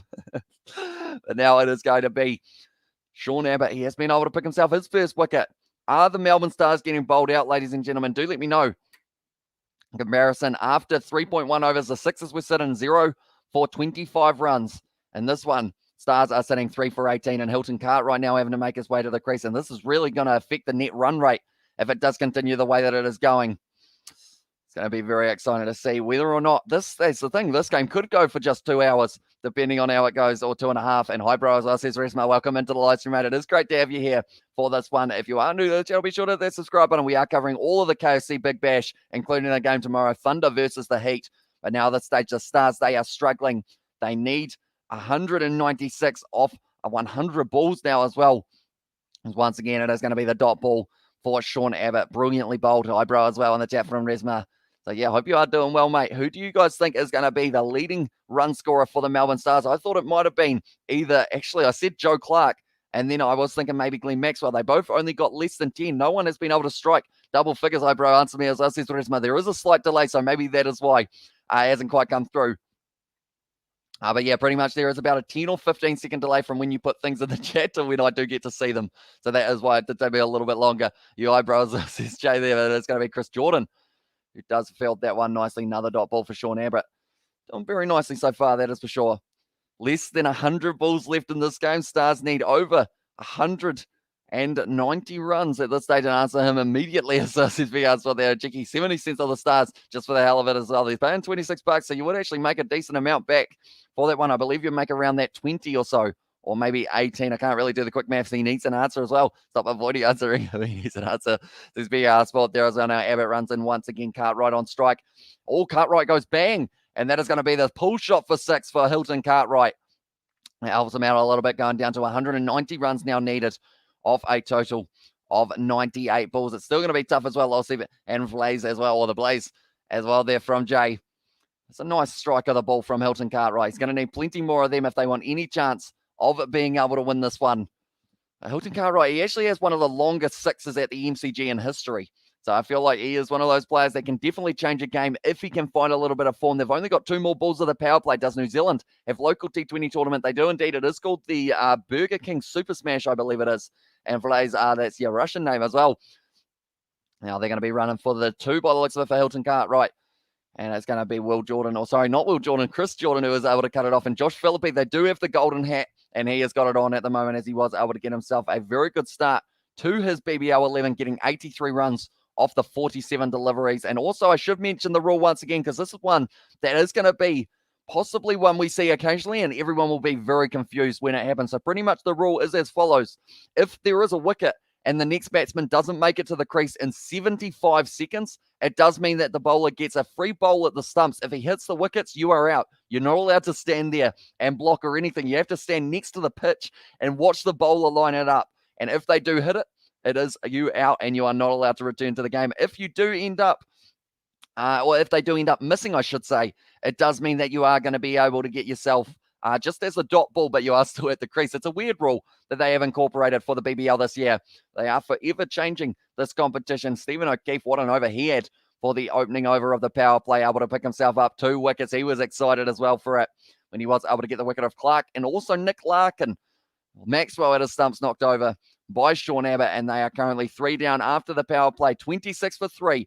They are going to be sitting with just the one big shot from the Stars. I believe that they only got 1 boundary, and that was Hilton Cartwright, who was able to get it there as well, and I think so as well, says Trunks, and all these new rules, geez, as well, says Jay. Yeah, they are forever changing them in the BBL, but now Tom Curran going to be running in for the first time, the Englishman. What can he do? It's a slower ball straight away, and Neville is able to block it for the dot. They've got all these new rules, geez, as well, because I know that they've got another one as well, because I know that they've got that 10 over. Well, first of all, I think it was last year or the year before, they changed it so that it was going to be 20, or sorry, not 24. They did change it so that it was the fact that you could do 4 overs at the start and then do the next 2 overs a little bit later on after the 11th. And then also they have got that one of the X Factor player being brought in next year. T20 will be played at home on the Xbox as well. Now it is going to be going around. I wonder if they have got actually the ability to do that. I know that Big Ant recently released Cricket 22, but I don't know whether or not you can do it as just a solo player, because imagine that. Everyone all gathers around, and when it's like someone batting, you do actually only get to bat as one person. That would suck if you got a duck, wouldn't it? But I guess that's like real cricket in regard. It teaches you that life's not fair, and that if you end up getting out, you don't get to come back. But we have got the unfairness. It stops Aaron Finch taking an eternity to get to the crease as well. Sees a bash in there. That is true. I feel like hopefully it does speed up the game a little bit, but Tom Curran now bowling a little bit slower there down the leg side for fine leg to claim that one and throw it back in once again. It was actually the man who took the original catch. Hayden Kerr was able to field that one, but Josh Philippe, 83 runs, baseball over cricket. Sorry, not sorry as well, says Big R Sport there in the chat. And what's your plans for Christmas, Kiwi lads?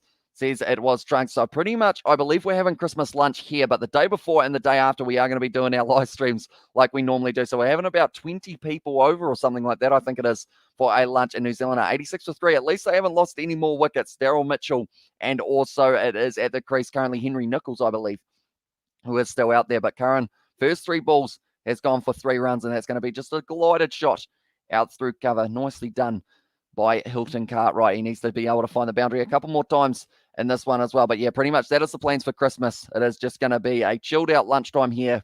And then, yeah, I believe at the end of the year, we have got, the WinViz has actually got it as 2% chance for the Stars to win this one, 98% chance for the SIXERS, for anyone who is curious about those odds. But yeah, pretty much the plan will be, we want to do some sort of Kiwi Lads special thing now. We pretty much just all sit down and we just pretty much all have a chat about what's happened this year in terms of what everyone's been up to, what our plans are for the next year. That's a nice shot there from Neville, and that has gone to the boundary out square leg, out point way as well. And these them is fighting words, Blaze, as well, says Jay there. But nice shot from Peter Neville. Now gets himself his first boundary of the match. First of many required for the Stars as well. So they have scored 1-4-1-6 so far in their innings. But I'm thinking back to how many runs the Sydney Sixers were on. And in fact, I can actually compare it throughout the overs as we keep on going. So the Sydney Sixers, after their power play, the first 4 overs, they were on 40 runs. The Melbourne Stars, they have not quite brought it up yet, and 35 for 3 is the score after the 5 overs that they have had as well. But the Sixers, they are going to be having their next game up against, I believe they've got the Hobart Hurricanes in only a couple days' time. We will be covering that one on the channel as well. But pretty much for the Sydney Sixers, after 5 overs, they were sitting on a total of, one moment, they were sitting on 45 for none. So at the moment, they're still, they're only 10 runs behind, but they have lost 3 wickets, which is going to be the massive change. Big Al, I agree. Baseball was better as well, says Trunks. And also, what is your favorite Christmas meal, Hamish? As well, says Kevin, I am a fan of a good ham, which sounds weird because my first half of my name is Ham, but do enjoy a ham. I would say overall, Pavlovas. Pavlovas are decent. We're not even going to try and get into who created them, whether it was New Zealand or Australia, because we've got a couple of Australians in the chat and also a couple Kiwis here as well. So it's going to be an interesting one if we start getting into that. So we'll agree that it was a mutual decision, just like the fact that Michael Hooper, he's a co-citizen, isn't he, BKR? If I'm not wrong, but now it is going to be actually that man Hayden Kerr, who does get to have a bowl here. I would have taken the catch a little bit earlier on. Hilton Cartwright is going to be at the non-striker's end there. Scoop shot from Neville. It's worked out nicely. And that is going to be a ramp shot for 4 there as well. We have got that in the chat as well from BBL as well. Welcome into the live stream, mate. It is great to have you here for this one. And also the way more in depth, so much more interesting. I thought cricket was easily better, but until I actually attended a baseball game as well. So it's big sport there. But it's a nice shot from Neville. He needs to keep on going here. Oh, he almost fell over. Well, he did fall over, but he was able to just get himself into the position to hit that first ball of Hayden Kerr to the boundary. That's actually more runs almost than both of the first 2 overs that they did face. In comparison, after the 6 overs, they were sitting 54 for none. That's a nice shot down the ground from Neville. It's a misfield as well there from Moses Enriquez, and it is just going to be the single there for them as well. Cartwright sitting on 9 off 6. Neville sitting on 18 off 3. And I'm thinking back to Glenn Maxwell at the crease. 4 runs off 9 balls with a strike rate of 44. And then Larkin was able to only get himself the 0 runs off the 2 balls. So his strike rate was 0. And then Joe Clark, 1 run off 2 balls. His strike rate was 50 as well. Strike 2 for the moment as well, says Jay there. Now that's going to be Kerr charging in, hitting it into his own leg there, Hilton Cartwright. So not able to get that one away, and it is going to be another dot ball. I'm wondering how many dot balls in total they had in their innings for the Sydney Sixers, because I would assume that the Melbourne Stars, after around 10 overs, will probably have about that same amount, because we've already seen quite a few. With the wickets as well, Big Bash boost target. Oh, yeah, the Bash boost target. There's an extra point on the line, isn't there? And it's after 10 overs. You have to try and get yourself up to 93 is what they will need. It's kind of weird, all the rules that they have got at the moment, but it makes sense. I guess you do it all the different point system. Now I've hit him. He won't learn as well. It's going to be now, once again, just a single. So now you are nice to be big sport, and the crowd for baseball games are great as well, says Trunks as well there in the chat. Now it is going to be Brett Lee also on the commentary. He was an absolute gem for the Sydney Sixers when they were going as well. It's going to be interesting to see who makes it through to the final. I feel like the Sixers, the way that they've played in this game shows that they are going to keep on going forward, and we received 10 sets as well, says JA there in the chat. Although if you did put your money on the Melbourne Stars, perhaps it could be missing from this one, although they're not completely out of this match until this wicket's out. If this one goes for the catch, what a catch that is from Stephen O'Keefe, and that is now the game over, I would think, for them, and it is going to be Neville out. Peter Neville, catch from Stephen O'Keefe in a half, and also we have got there. So now I'm nice as well, says BR Sport, but what a wicket this is as well. Hayden Kerr bowls it. Stephen O'Keefe, beautifully taken by Stephen O'Keefe. He's still got it. I cannot understand why he was considering hanging up the cap and the boots, because he is definitely going to be one for the Sixers who could be maybe the standout performer for them. But Stephen O'Keefe able to take the catch. Kerr able to get the wicket, and Peter Neville now on his bike, and now they are sitting 4 down. It's absolutely phenomenal that they are going at the moment. Daniel Hughes, he's a very happy man, got smile ear to ear with a mustache. Trunks equals but behaving so far as well. Sees that Sebastian there. And also we have got there. So do you watch softball, Kiwi lads? I haven't actually watched too much of softball. I did watch a little bit of, I did play a little bit of softball at school, but it was more of like for PE rather than actually getting to play it as like a series or like season or anything like that. Because here in New Zealand, definitely from where I'm from, like we've got a very small town. So pretty much to get a team together for any sport, like even rugby, like we couldn't get a first 15 team together for our school because there just weren't enough kids playing. So I feel like it's one of those ones that if we had more, maybe could have gotten into softball a little bit.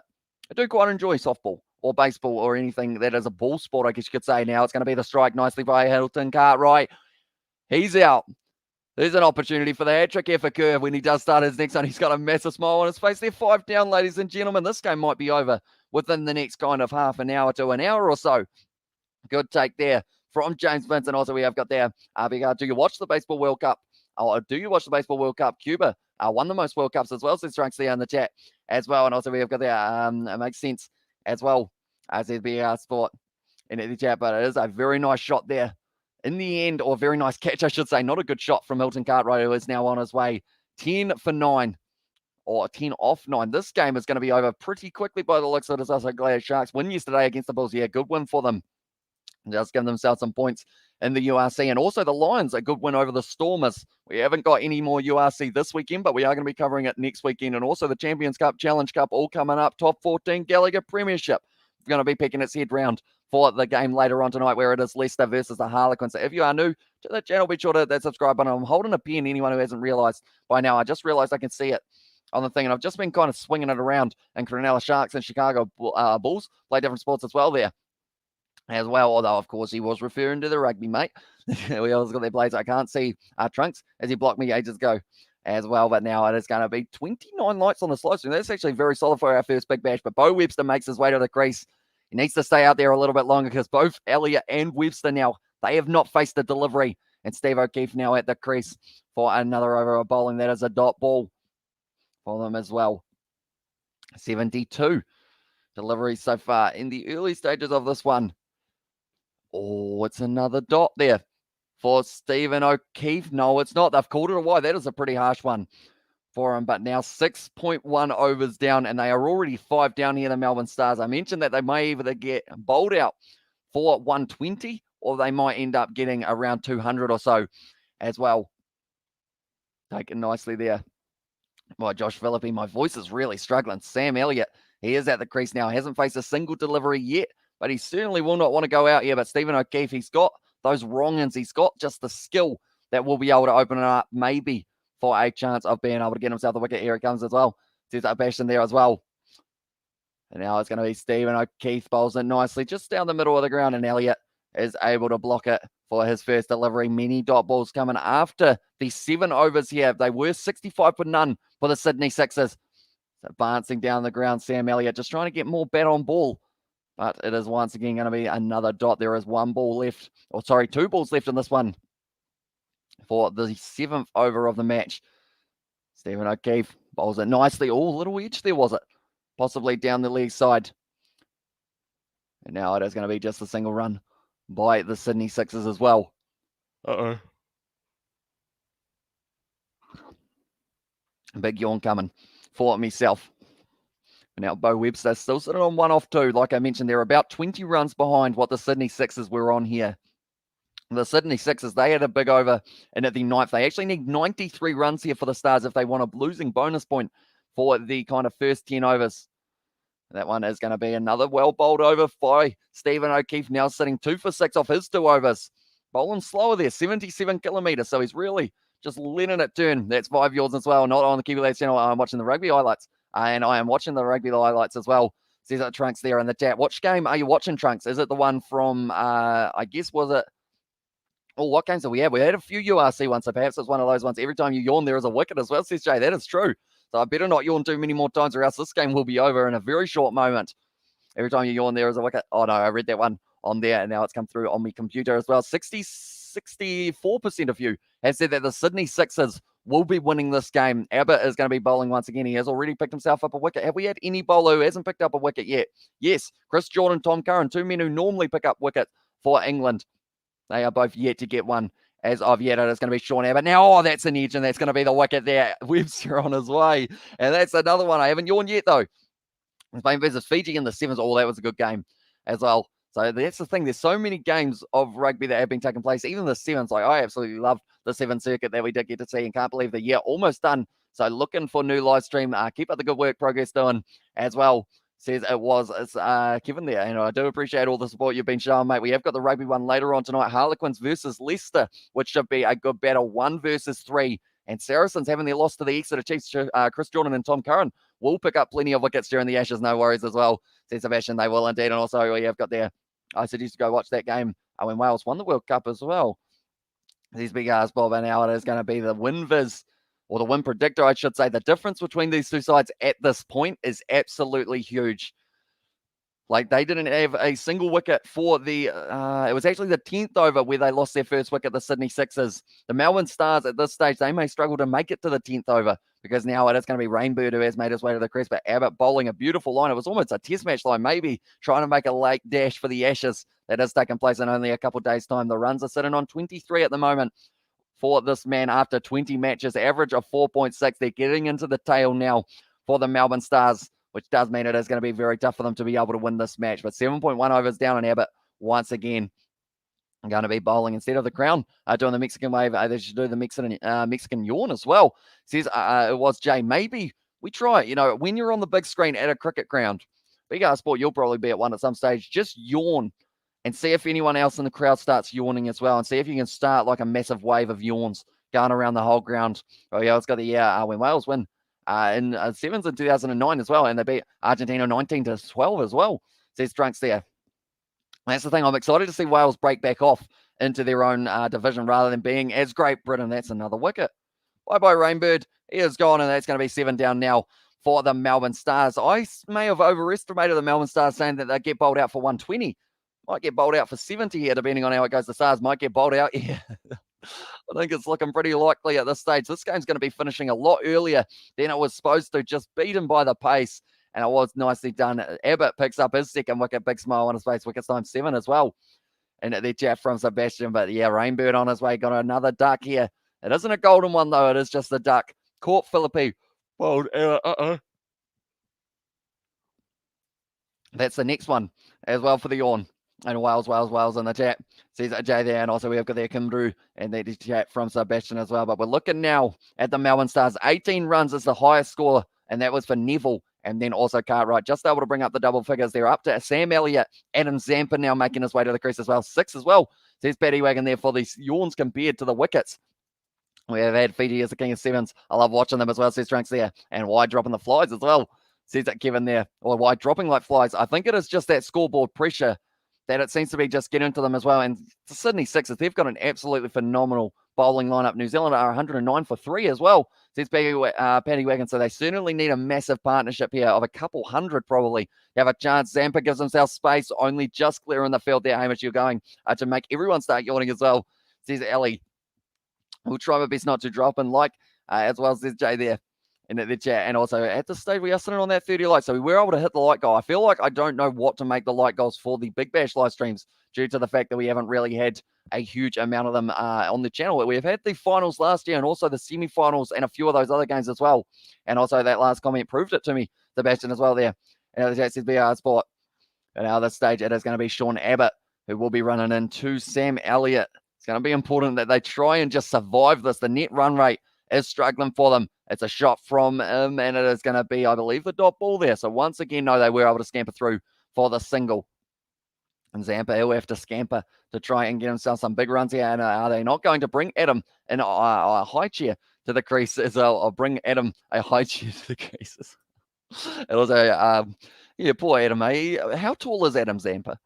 Because I feel like if he's shorter than me, I feel like I cannot really comment. Adam Zampa, he is sitting at, yeah, he does need a high chair. He is 1.75 m, so he is just a little bit shorter than myself, so I am allowed to comment. And Sean Abbott, very nicely done once again for their side. The F1 starting up very soon. They are shown there as well. It is going to be in Saudi Arabia. Isaac will definitely be watching that. He loves himself some Formula One in the middle of the night. 3 a.m. is when that will be starting. That's kind of lunchtime for ourselves there. Yeah, we will have to wait and see how that one goes for them. Formula One, anytime I try and do Formula One on the Xbox, I end up failing badly. So maybe we'll try that on the channel as well.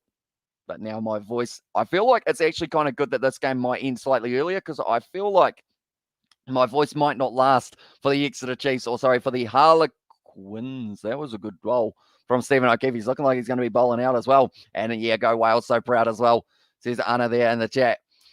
Now it is going to be Stephen O'Keefe here who will have an opportunity to bowl once again for his third over so far. 167 runs needed from 71 balls. And for them to be able to get the extra point, they needed to be able to win, or they needed to actually be able to get themselves in the position of being 92 for 1. Or 93 runs they did require. Still getting my head around the rules again. It's weird going between like kind of cricket and rugby because they're so different in their own perspectives. And also we have there, do you watch NASCAR? I don't actually watch NASCAR, but I do actually end up, oh, that's gone straight up in the air. This could be another wicket here. And it is going to be Sam Elliott in trouble. He takes it. Sean Abbott gets it, and that's going to be another wicket there. But yeah, I haven't actually watched much NASCAR. I probably, out of the two, I probably watch more Formula One than NASCAR, but I don't watch a whole heap of either of them, really. Stephen O'Keefe picks up a third wicket. Is he going to be able to get a 5 for here? And another one, says Jay. Sam Elliott hits it straight up into the air. Not where that one was wanting to go, that is for sure. And then Sean Abbott, very safe under the high ball, and he has been able to take it very nicely. And now 8 down for the Melbourne Stars. The worst thing is the net run rate here for them is almost going to be destroyed for the whole season now. So we'll have to wait and see how it does go. We have got there. You did this before, mate. Please don't stop talking to yourself as well. As well, says Sebastian there in the chat.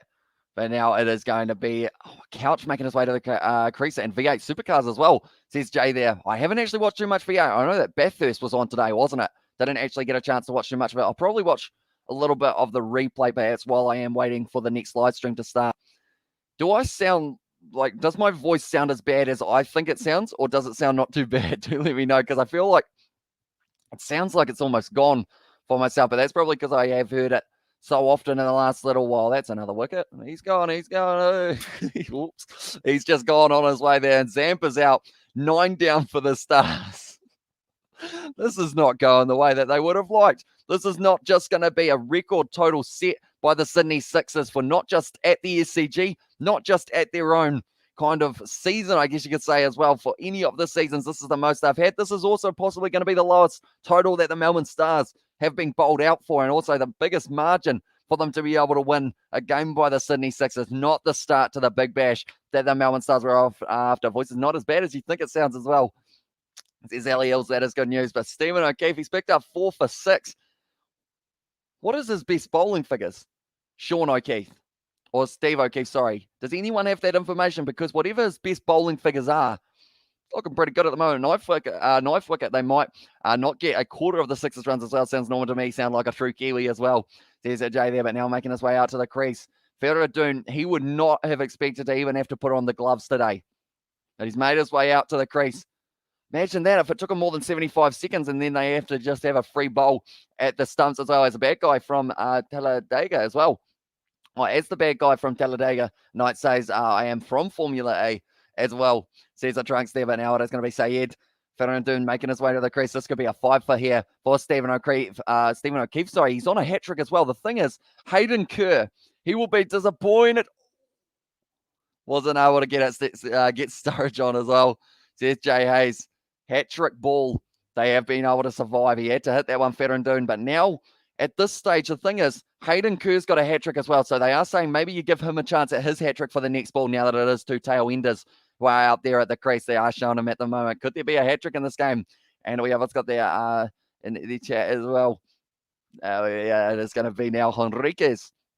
They are showing him he had a very good day with the bat, able to get himself quite a few runs, but Stephen O'Keefe now, one more delivery. Tried to absolutely whack that one there, Couch. He has gotten off the mark, though. 320 is his bet as well.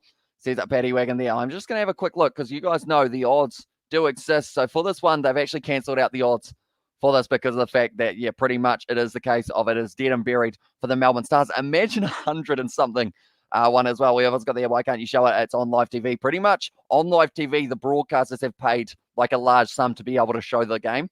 But because I haven't paid that large sum, I am not able to show any match footage or audio. Stephen O'Keefe was about to run in there. I feel like, is that not the end of the over?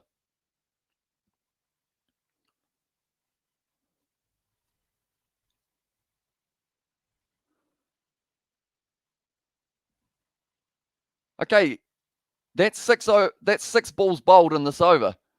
But he's about to bowl again for Stephen O'Keefe. Is he going to be passing the ball off? They're just having a chat here to see whether or not Stephen O'Keefe has one more ball. He does not, though. That is the over. I was confused there for a second there, and because you didn't pay, please, as well, says the J. And also, we have their Sixers in the chat from it was for the net run rate. Yeah, exactly. It's rocketing to the sky, and also broadcasting restrictions. Being on TV means has been paying for it as well. And what did I say, mate? Stick to one account, please, as well, says Sebastian there. And the chat as well. And now at this stage, it is going to be surely.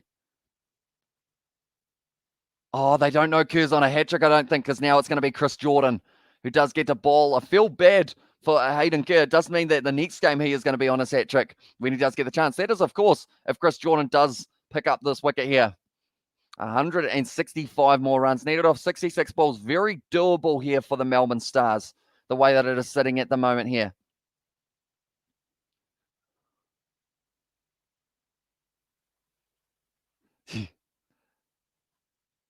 Okay, so Daniel Hughes, he is saying that Henriquez does actually know that he's on the hat-trick for Hayden Kerr, but he's just not giving him the chance for this one. Yeah, Elio's got the it's doable as well. In the chat there says Jay there in the chat, but now it's very impressive here from them for the Sydney Sixers. They've just kept on going.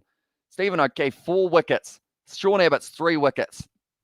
Chris Jordan, he hasn't picked up a wicket yet. Who is your team? And the Big Bash Kiwi lad says, Trunks, definitely not the Melbourne Stars at the moment. That is for sure. I think a lot of people will be a little bit disappointed with this performance, or a lot disappointed, but I do enjoy watching a lot of these games because of the fact that I'm not actually... Beautiful shot there from Couch. He set that one to the boundary. Cheeky $100 on the Stars as us, Sebastian. Yeah, give it a go. See how it does go. But yeah, pretty much because I am from New Zealand, and I don't have a region that I am from, it makes it a lot easier to be impartial for these games. I mean, the Sixers, they are definitely the side to beat. They've won the last 2 years, and they are also just going from strength to strength. At the moment, it's a nice shot down the ground from Couch. He was able to pick it up for the boundary through cover.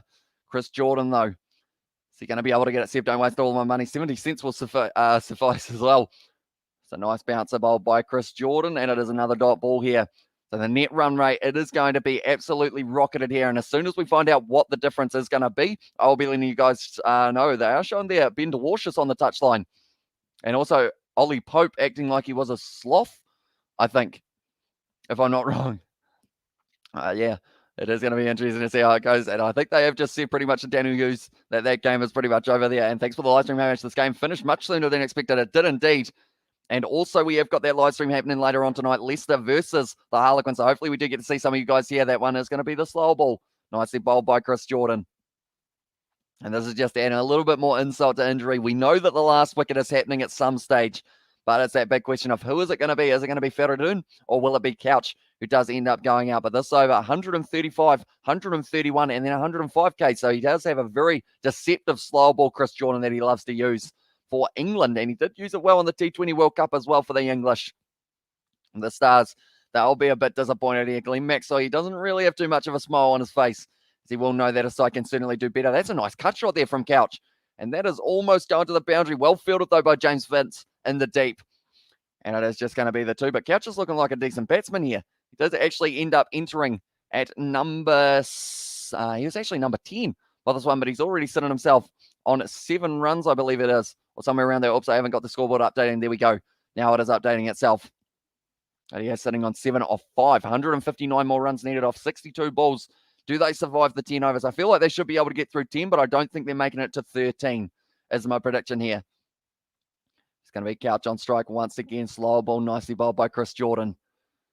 Oh, it's actually 130. It was quicker, but he was just able to make it deceptive for him as well. Stars should shut up shop and just block everything and drag it out to the whole 20 overs as well, says Jay. And does everyone know, does anyone know where I can find some highlights for this game as well? I really want to see them if they even exist. I believe, hopefully, Cricket Australia, I believe, have a YouTube channel, so it might be on there. But as soon as I know it, by the time that we are at that game between the Harlequins and Leicester, I will hopefully have a source for you to be able to watch this game's highlights. Chris Jordan now running in once again, short ball. And that is going to be the end of the over. 10 overs gone. And it is 55 for 9 here for the Melbourne Stars. And anyone tuning in now, the highest score scored by a Melbourne Stars player, 18 runs. That was by Peter Neville. And that was 14 balls faced for him. 10 runs for Hilton Cartwright off 9 balls. He is the only other batsman who has made it into the double figures margin as well later on YouTube, Seb, as well. And Kevin Thomas, where are you from? Says Trunks there. And also we have got South Africa from Kevin. So you are sitting at, I assume it is around that lunchtime stage for you. So that game between Leicester and Harlequins will be at around 4 p.m. or 5 p.m., I think, South African time, somewhere where we'll drop them on YouTube within 30 minutes as well. Says that big sport there.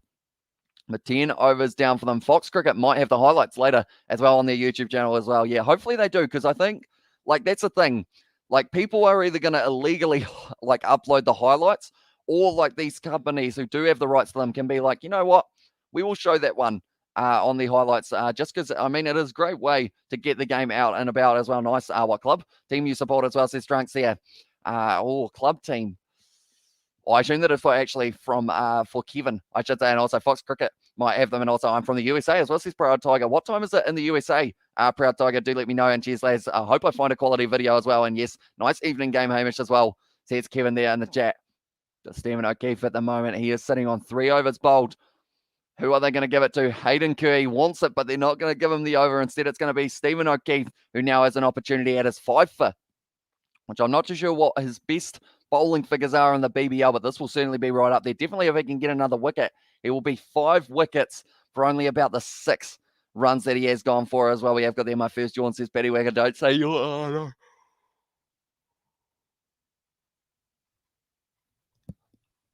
Saying the word yawn just well and truly kicks it in, doesn't it?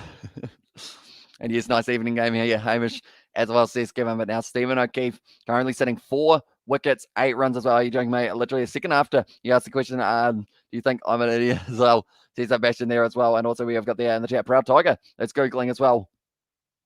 Nicely done there, going behind as well. Oh, gosh. As well says Ellie Hills there. It's going close to the boundary. It has gone for 4 as well. No, gosh, in the chat. And Proud Tiger is Googling our time in America as well. Says JA's there. And Paddy Wagon, sorry, has also got there. It says for the laughing emojis as well. Yeah, this stage is going to be interesting. See how it goes. Do we block Trunks? I feel like, do we let Trunks stay? But it's just his second accounts that he should have as the one that he can have kind of taken away. Because I feel like, or else he will. Oh, that's close for Stephen O'Keefe. Not quite a wicket. For now, Trunks, last chance for your main account. Just stick to the 1 for now, okay? And I'll support the Gold Coast as well. I reckon they'll go all right this year as well. And the chat says, Becca, it's going to be a big swing there from him as well. Yeah, we'll let him just Trunks. Don't make more accounts just because there's the thing. You've been relatively simple on the main account. You have been getting involved in the chat. I don't want to have you completely remove it. Custom yawn emoji made as well. Says Jay, it's a run out opportunity, but they have been able to go through. Damn Stars getting thrashed as well. Says Moorcape, they are indeed, mate. It is not looking too good for them at this stage. But now it is going to be Feridun who will still be on strike there. Is that a llama? Oh, it's a donkey. A donkey in the fridge almost here at this stage. What are they doing with a donkey in the fridge? I'm not too sure whose donkey that is, but it's a donkey right next to the fridge of someone's house. As you do. Oh, it's Mark Waugh's donkey. But now it is going to be Stephen O'Keefe. Bowling once again, another dot ball for him. He's got 1 ball left to try and pick up his 5 for. He's gone for 13 runs so far in his overs. It will be interesting to see how he does go, whether or not he can pick it up. Surely you give it to Hayden Kerr for the next one. Proud Tiger must have slow internet as well. Says Jay there, indeed. Definitely a donkey here. And they come from Wales as well. It's going to be whipped away, go to the Stars as well, says Trunks. See, that's all right. Just keep it to cricket, This is going to be all right plays as well, says Jay. So that is going to be a brilliantly bold spell by Stephen O'Keefe. 14 runs off his overs, 4 wickets, economy rate of 3.5 as well. And it's going to be interesting to see how it does go. The Stars, they have not started this match too well. They're still going, though, to be fair to them. 11 overs down, and these 2 men, imagine if they bring up a 50 partnership. Please don't do it, mate. It's so creepy when someone talks to himself in the chat as well. Says Sebastian, yeah, it is a bit strange in some regards. Just showing Mark Waugh's donkey eating a cornetto or a trumpet. Okay, so it is a cornetto. This is one of the weirdest clips that I have seen. He's working hard for his cornetto there, the donkey. I didn't even know you could get a donkey and have it because surely he doesn't live out on a farm, Mark Waugh, or does he? Surely he's got some land somewhere, although he did have the donkey in the house before, but now Tom Curran getting the over. Henriquez doesn't want Hayden Kerr to have the chance at a hat-trick by the looks of it.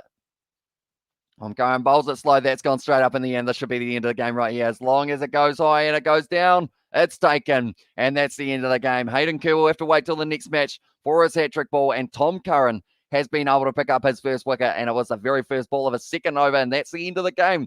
Ladies and gentlemen, the Stars, they needed 153 runs. And they have now been bowled out for 161. And that was 159 required left. That is. So they haven't quite been able to get there in the end. So now the table, as it is sitting at the moment, they will be updating in a very short moment. I will let you guys know exactly how the net run rate is going to be sitting. But the Sixers win this game by 152 runs. If that doesn't ruin the net run rate of the Melbourne Stars, I don't know what will. But the game tomorrow will be the Brisbane Heat taking on the Sydney Thunder. So we'll have to wait and see how that one results. But nonetheless, thank you all very much for tuning into this live stream. See you next game as well. 61 runs, good job, Stars as well, says Sebastian. That's the thing. Josh Philippe, Moses Henriquez both scored more runs individually than the Sixers got for their whole side. which is a pretty rough stat when you think about it. Can't get a hat-trick if it rolls to the next game as well. It has to be the same game. I believe you can actually still get a hat-trick, though. I believe, if I'm not wrong, it is going to be... You've made another account, mate. You got to stop making accounts. Just stick to the one. It is easier. And that same as well, says Batty Wagon. And yeah, fair to do, leaving himself not out there. And cheers, Hamish. See you for the rugby stream as well. And yeah, that's going to be awesome to see how it does go. But yeah, at this stage, yeah, I believe you can actually get yourself like a double match hat trick, if that makes sense. So pretty much as long as you bowl the next one straight away, I'm not making other fake accounts to annoy you, bro. You're a chill guy. I have never against you as well. Says Trunks there. Just be careful, because I feel like you're going to get yourself like your main account hidden again by it. Because I mean, I only have so much power, but the moderators in the end, like, they will end up probably getting rid of you. So just try not to go on too many accounts. The thing is, like, you can get involved in the chat on that one, and I will be reading out your messages type thing. So it is all good. They haven't actually updated the net run rate yet for the KFC Big Bash. Now, at this stage, it's going to be interesting to see how it does go for the game tomorrow between the Brisbane Heat and the Thunder. We know how good you absolutely do, though, as well. And yeah, he only makes those accounts to annoy me as well. And bro, I'm not making other accounts Hamish as well, says Trunks there in the chat. But they haven't actually updated the net run rate. So in the end, they were able to get a massive win here, the Sydney Sixers. But nonetheless, we will be transferring over to our other live stream in about 4 hours' time. But thank you all very much for tuning in. If you did enjoy, be sure to leave a like and subscribe to the channel. And I will see you all